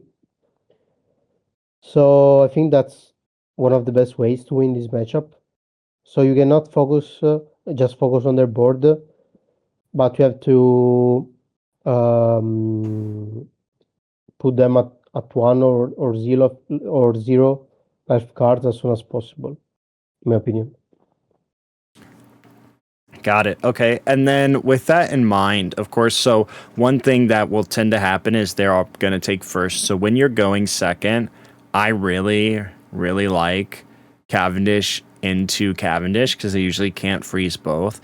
And they can, of course, remove the one, but then they're spending more cards to remove those as opposed to removing your Sabos. I still really like the 10 cost Newgate because that demands Divine Departure or 2 Gamma Knives, and they're going to have spent a Gamma Knife to remove your Sabo. Sabo, of course, Gamma Knife Mamaragon is incredible because you're now 4K, so it makes it less than your leader, which is unfortunate. Again, one of those instances where Bart, who we had talked about, Bartolomeo, comes up a lot is just because if they try to combat it, you just give them 1 card, and if they try to KO it, you just give them 1 card. So incredibly sticky, which is, again, very nice, specifically in the Enel control game. All that being said, would you prefer sticking to Cavendishes, or if possible, when going second, would you prefer going Cavendish into a barrier pistol to remove a body that they had played? I think it's always better to play double Cavendish, because usually they can freeze just 1. So it's really good. They're going to snowball the game. It's really important to make sure you can establish double Cavendish on curve. I think it's always the best play. Okay. Yeah, that makes sense. That's what I've very much enjoyed doing, especially because if they can't freeze it, or if they, for some reason, don't get to remove it, once you have 2 going, every body that sticks is going to continue generating value because you're going to play bigger, nastier bodies that they have to switch their priority to. Now, of course, there is always the big old Enel 10, but if they do that, we get the Fire Fist and swing in a 2 into it and potentially just take it for such low cost, which is something that I very much enjoy as well. Now, with that being said, 8 Dawn, I believe, is a bit different. So against the control build, one of the things that we do is we take on the role of the aggressor for the most part, and we have to put that on them, which is, again, where that 7 cost event can come up. It gives you a little bit more initiative. It gives you cards and initiative for the value because they're going to ideally establish a threat and just remove it, which is fine, but we got a lot of value out of it, and we put pressure on them, and it allows you to apply that more. First, the control build. How are you going aggro? What's the most ideal way that we really try to put the pressure on them with going face versus going their bodies? So if they don't have blockers, I think the best way is to go for the 7 cost blue event. But if they have, I think you have like to apply the general rule of going 777 with multiple bodies, and you can just ignore everything. You can maybe reduce one in L with the 7 cost fire fist. If it's active, you can just ignore it and just go face with everything. Also because you are going to boost your leader with the fire fist. I think that's the best way to do so. Got it. Okay. And then, so of course, one of the things that we do best, it's funny because Enel is the true Sakazuki of the format, but the way that Sabo or Lucy has really taken shape is in a very similar manner. We play a lot of control, we stabilize, and then we win. With that being said, how are you deciding into Enel? Because you can use Watch Me, you can use Barrier Pistol, and you can use both of those in the same turn.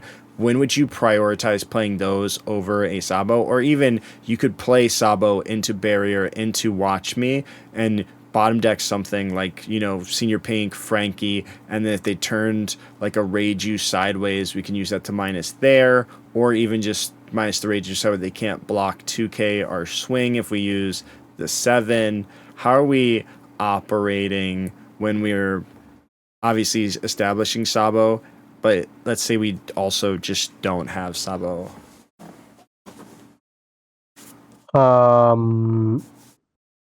Usually, if we don't have Sabo, we have like to try to remove double piece in one turn, like with the two cost fire fist and Watch Me Ace, plus like Bear Pistol, so you can maybe still win the board if you manage to remove two pieces in one turn. But I think it's really tough if you don't have Sabo. So in general, you are forced to add it if you see it in the cards you are searching. And in general, you wanna connect swings into their counters, which are demanding 2K counters. Okay. Because they just run like 2 or 3 Sanjis as a 2K,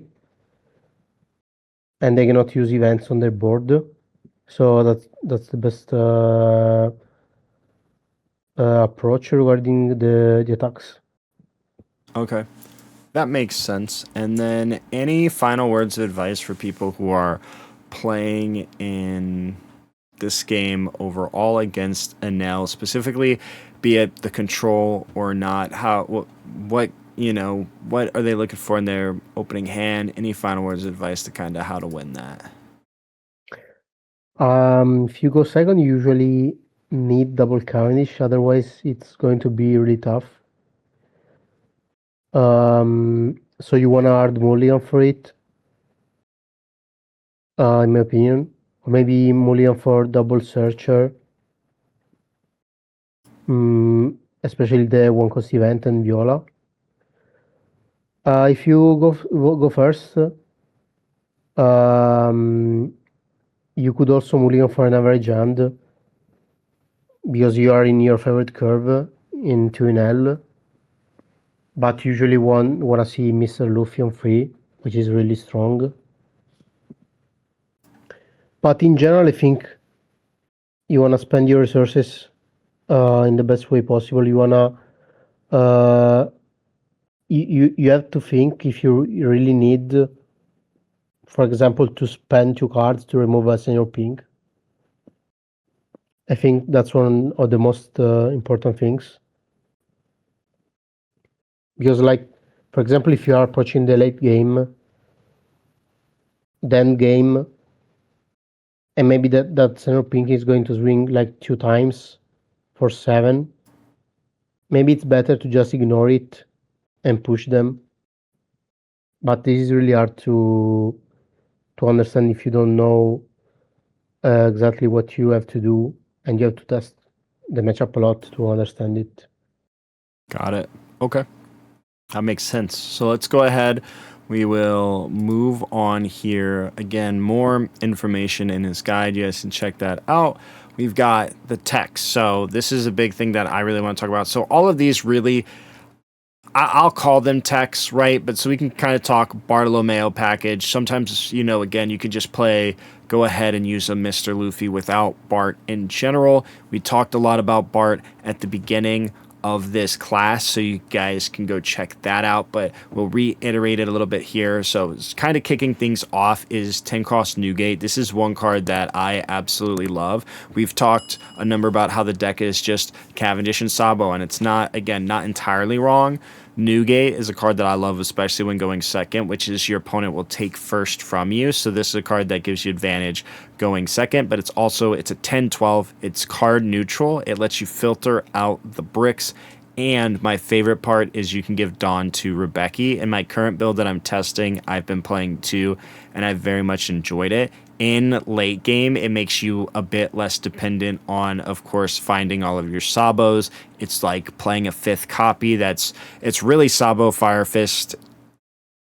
Kinda. It's not entirely wrong, but it's really just like playing Sabo Fire Fist as a 1-card combo, which I very much enjoy. I know you had one in your list, but of course, when you had any additional thoughts you just wanted to share on Newgate. I think in general it really helps into negative matchups. Also versus Luffy, drawing 2 cards and have a blocker every turn. It's really strong, especially because usually their 5 cost Luffy usually is going to be at 12k. So you can just guard the attack by blocking with Newgate and trashing 1k. That's really strong. And also in every matchup which goes for the grind game, this card is really good. Makes sense. And then, yeah, we talked Bartolomeo. If you play Bartolomeo, you have to play Mr. Luffy at the very least, just because it's really a package deal. Again, Bartolomeo really helps out a lot in the Enel matchup, because if this character would be KO'd, period, well, it's really a comma, but if it would be KO'd, combat anything. However, it doesn't protect himself from being bottomed, so he's not impervious in the mirror. There aren't any situations, but if they try to remove this by KO effect or through hard combat, you can just give 1 event card from your hand instead, which makes this very, very sticky. And then you can go ahead and use the Mr. Luffy and draw some free cards, which is a nice added bonus. So both these cards really go great together. Go ahead and use the Mr. Luffy. Drawing 2 cards. If you see this when going first on 3, it is the greatest play of all time, because you're going draw 3. So you're going to see 3 new cards. I personally have never used it to turn a Dressrosa type character into a blocker. I'm not sure if you have, Angelo. No, never. Yeah. So that's very irrelevant. But the draw 2 cards, it doesn't have trigger either. You know, it's no Sanji's Pilaf. It doesn't have trigger. If this card had trigger, it'd absolutely be 4 of. I'm just gonna take my life trigger, draw a bazillion cards, and it'd be incredible. But it doesn't have that. So a lot of people, when they do play it, they play it at 2. If you play Bartolomeo, you play Bart at 4, and this at 4. Or you can play Bard at 2 and this at 2 if you're really just kind of taking it in, because it's nice when it shows up. But again, both of these cards, Bartolomeo slightly aside because you can use it after, but both these cards are exclusively good on 1 turn. Go ahead and use the Mr. Luffy is really good on 3. Bart's really good on 4, and you really have to go ahead and use a Mr. Luffy to make it the best play. Otherwise, Cavendish is mostly good. However, you can go Sabo into Memento, into Bartolomeo, go ahead and use the Mr. Luffy, and that's a 4-card combo, but you can very much do it. So, any additional thoughts? I know, again, we talked a lot about these earlier in the video, so definitely go check that out if you haven't already, but I think Bartolomeo, both these cards are really good. I think they have their places. I think the Bart build, again, just being a 4 is really nice. And yeah, any additional thoughts here, Angelo? I think yeah, the combo is really good, but it really depends, as I said before, on what you wanna like. What's your goal in that tournament? If you wanna win the event or get top 32. So I think that's the main reason to think about when you have to decide which list you should run.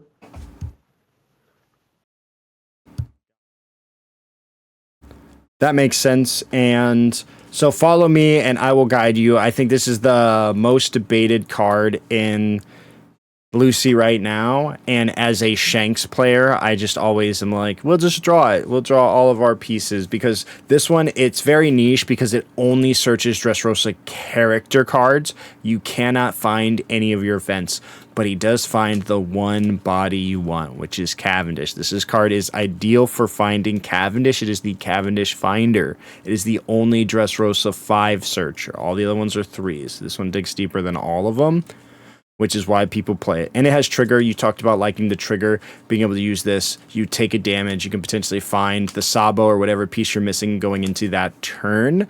But really wanted to, if you could just share your thoughts, because I'm team no event, Betelo Betty, but wanted to know really your thoughts on this as a tech as well.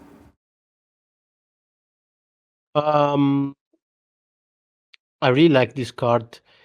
I really love to have a lot of options because you can also like if you miss the Cavendish, you can add Rebecca or Viola, and then play one of them, and maybe you can find Cavendish. So, like in a card, you can see like 8 cards by just playing this into Rebecca or Viola. So I think you are increasing by a lot the chances of seeing Cavendish, which is what you usually wanna see like in every matchup or almost in every matchup. So that's why I really love this card. Got it. Okay. I think that's completely fair. I see it. My initial build had it, and then I just really liked Below Betty, and then I missed Cavendish for 3 games. So moving on. Now this is a card that I personally very much enjoyed. Now there is the argument of it being a brick, but this card again really tailored towards that Enel. But I've also found very niche situations. I'm playing this and Newgate right now, and it's not bad. They are really nice when you're missing pieces too, but it's more, I feel like, more niche. This one, of course, is really nice going second into Enel. You freeze a character, and then you're going to bottom deck a 1. Now, that being said, we're Lucy. They don't typically swing into us with their Enel anyways, but it's nice to take away the option, and then you get a rusher in the fact that you get the removal bottom, a 1 cost. Little less good with people not playing Ohm Holly, but when Ohm is a 6K, it's nearly impossible to contest on the board. So then you get to just bottom deck it, which is also very nice. Curious to know, have you tested Boa Hancock at all in Lucy? And if so, how do you feel about it? Yes, I did, but I don't like it because, as you said before, they are not going to swing anyways with their NL. So even if you freeze it, it's just they are going to just leave it standing, even if it's not frozen. So it's like this card is like a 6 cost, 8K bottom deck 1 cost. I don't think it's not enough to win that matchup, and also it's not a counter. So I really dislike this card. I think there are better options. I think that's fair. And we got Both Burst, Both Burst, however you want to say it. If your leader's multicolored, right, you just get the bounce of 3 cost or 4 cost. So you do have the opportunity to bounce a 4. Against the Enel, you're not going to want to put any of their Frankies. Maybe Rage you back, or potentially going for lethal. You can use this, can be nice. Otherwise, if you have 6 or less cards, so this one, unlike Mr. Luffy, has a card requirement, and then you can draw 2 cards, and of course, leader draw 1. So if this is the 7th card, you play it, you only have 6, you draw 2, you go to 8, and then you leader, you go to 9, getting a full +2. So it's really like what Pot of Greed was meant to be. But with the removal of the dog and that really being the only target that we cared for, I think it's a little less played. I don't know if I think that really covers. I don't know if you had anything else really to kind of add on this card as a tech. I think that card was good when the matchup was like more tempo oriented, but now it's control oriented, so you don't need this card anymore. Yep. I think Mr. Luffy is just better because you can search for it. Yep. Makes sense to me. And then Gravity Blade. So this is a card that's been teched at. This feels like more anti-yellow because of course it can't do anything against Enel. This card would be Enel's worst nightmare if it could. Nevertheless, you can use this in the mirror as well. Bottom deck, if they go second, they played 2 Cavendish, you just boom, do this, wiped away everything that they just did. And so that is an option. Have you tested Gravity Blade at all? And if so, did you like it? No, I have not tested it, but I don't like it on paper because I think if you want to add some text in your deck, these have to be good cards versus Enel, and this card is unplayable in that matchup. So that's why I don't like it. And also it's not a counter, and you are already playing a lot of non-counters. So I think it's not that good. Yeah, I think that checks out.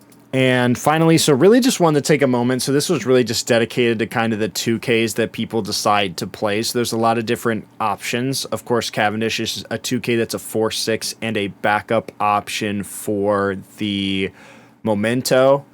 And Koala is a minus engine, so it's another way to do minus because we're Revolutionary Army. So many people have opted to play Koala. And then Sabo is really just a way to protect Cavendish, Rebecca, things like that blanketly at the cost of returning this card to your hand. It is, of course, again, another Memento target. How do you feel about these 2Ks? I believe your list is only on 8 now with the 2 stage. If you were to play additional 2Ks, what ones do you have in mind, and how would you prioritize which ones you're going to play out of these or others? Maybe just one Cavendish. I think Koala is good only if you play in Belobetti. But if you're not running Belobetti, I think Cavendish is, pretty good.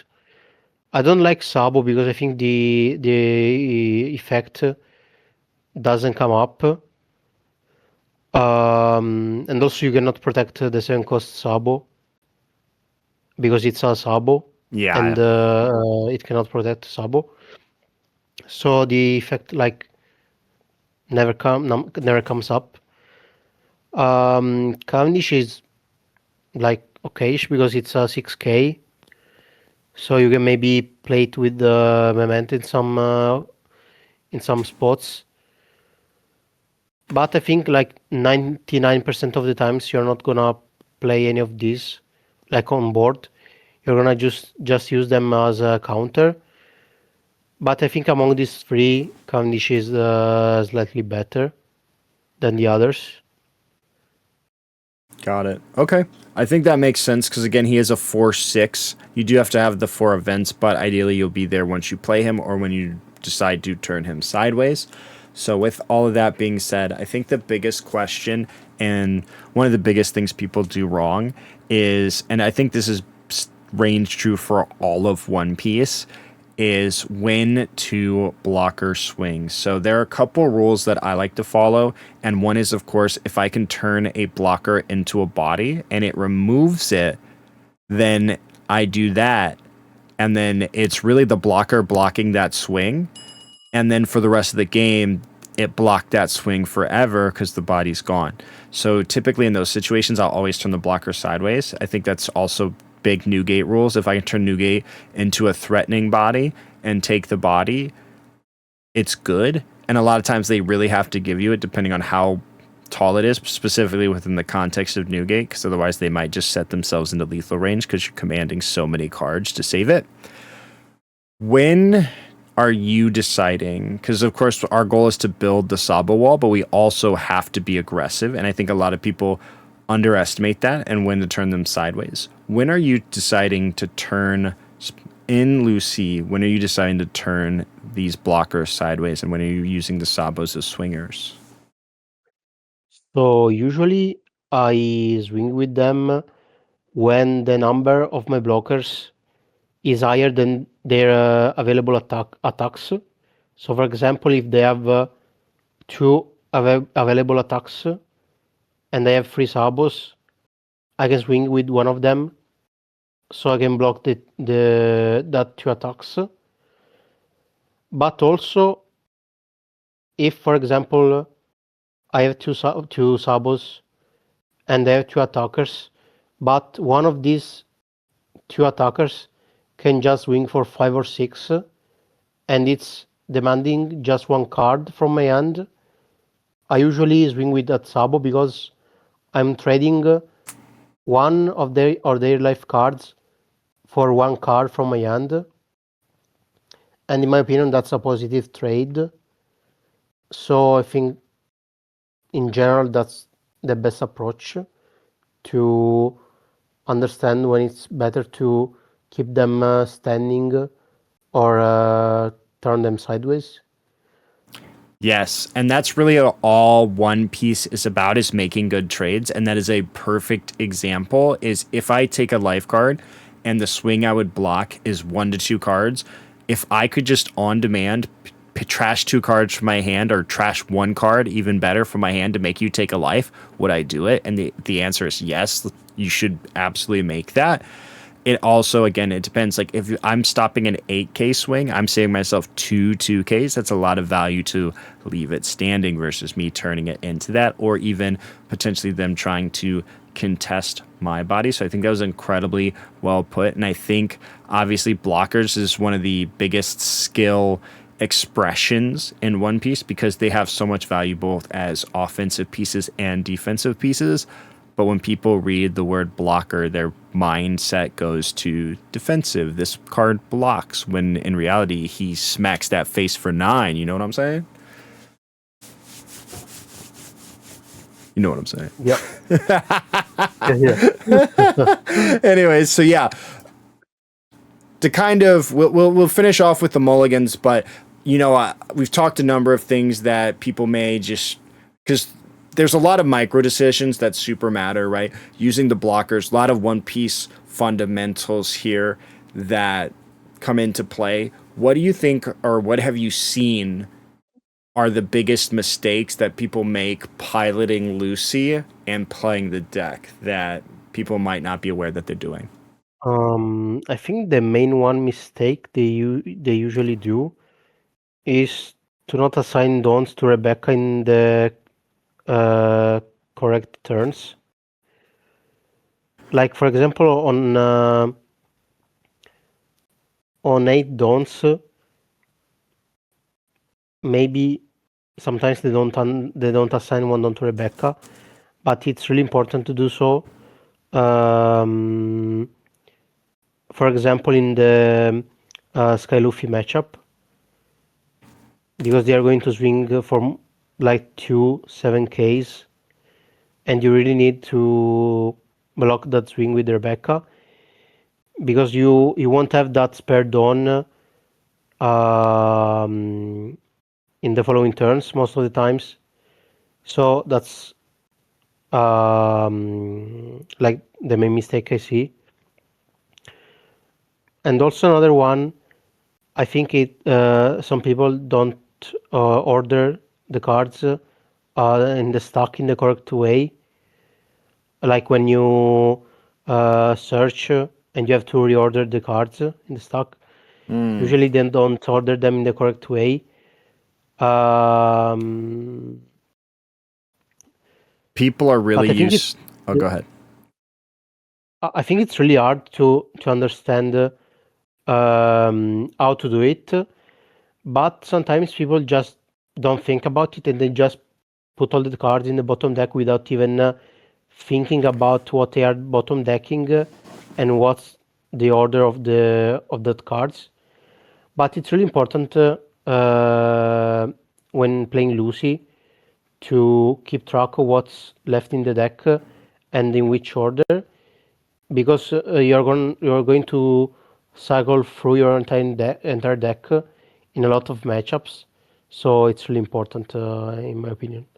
I agree. And a lot of people have bad habits from that. Since the beginning of One Piece, I've always ordered my deck. Many people have just operated on, I'm never going to see these cards. Let me just put them back down here. And that kind of carries over. And if you haven't had that habit of how to organize your deck rooted inside of you, it really Yeah. can show and it matters. Because when I played Lucci. When you did Lucci, I would also, once I started, I would stack cards in an order too to kind of signal myself once I've made it through the entire stack. Because Lucci, I'm not going to deck out, but I'll know once I've gone through my entire deck and I'm back around now. And so now I know what cards are going to come up.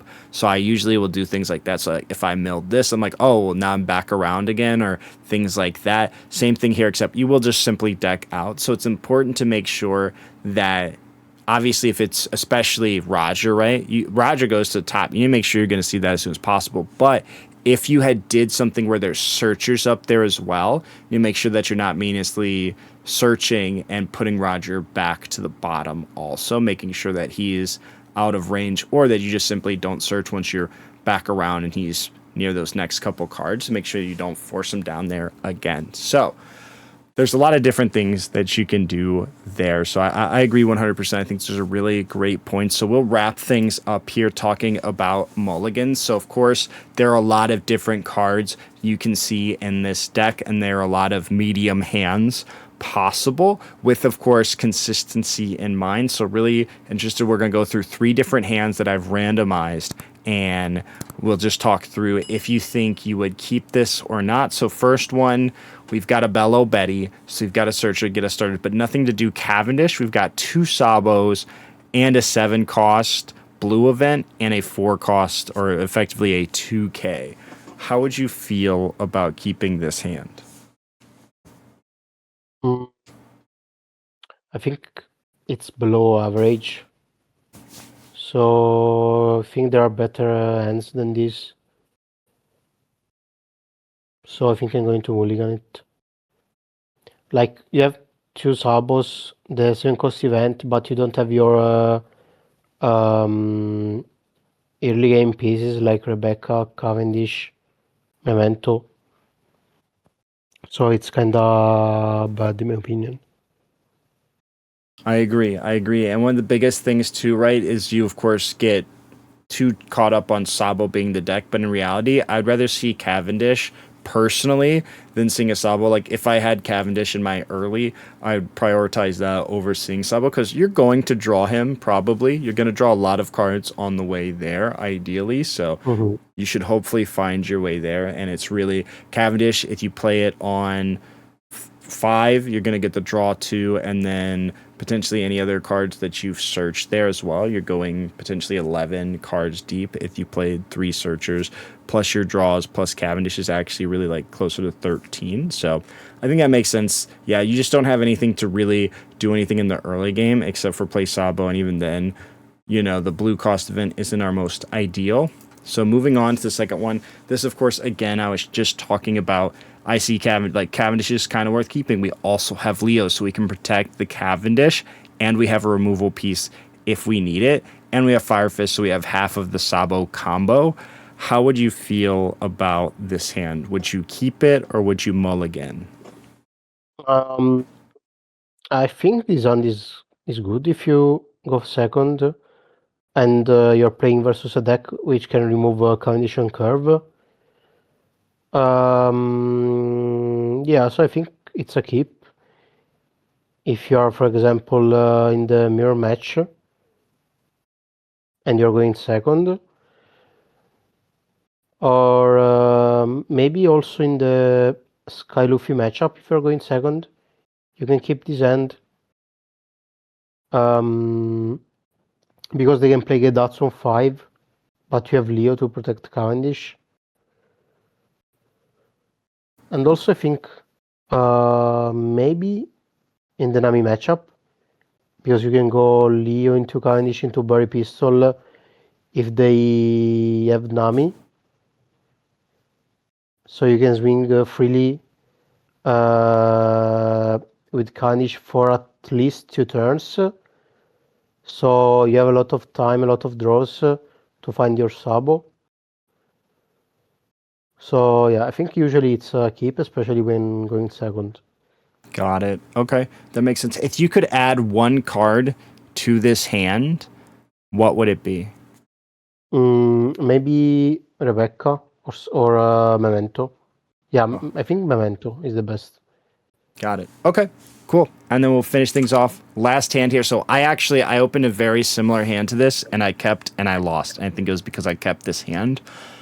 It had none of the pieces, but it had all of the searchers, and for some reason, all of the searchers didn't find any of the pieces. That being said, I'm really curious if you think that that would just be a freaky one-off, because one of the biggest things that a lot of people in One Piece preach is mulliganing, and I think this is more from Magic side of house, is mulliganing is another search. So it's really when you mulligan, you're searching for free, and you can just find the pieces versus playing the searchers. So really interested to hear your thoughts on this hand. Yeah, that's what I was thinking. Like you have 3 searchers, but if you mulligan, it's like searching for 5 new cards. So you're trading your free mulligan for 2 searchers. Your main goal is to find Cavendish, but you don't have Cavendish in this hand. So I think, especially if you are going second, you wanna mulligan this hand because you have to find Cavendish on your second turn. But if you go first, you might consider to keep this hand in the mirror match because you have Barry Pistol. So if they don't see Leo, you can maybe Barry Pistol their Cavendish. So maybe you could keep this hand if your opponent decided to mulligan. Because like if they mulligan, they usually don't have like Cavendish or Cavendish plus Leo. But if they keep, they usually have at least one Cavendish or maybe Leo plus at least one searcher. So maybe if they mulligan, you can keep the end. But if they keep, you have to look for something better than this. Got it. Okay, that makes sense. Thank you. Yeah, because I was like, well, it's like I have all the searchers, and I was very on edge about it. If they searched 5, I'd probably be okay with it. But the fact that they do all only search 3, and I just didn't find any of the pieces, and I lost, and I was like, yep. Yeah, maybe if there was a searcher event instead of one of the 2 violas, maybe could have been a keep. Got it. Yep, Maybe. that makes sense. Cool.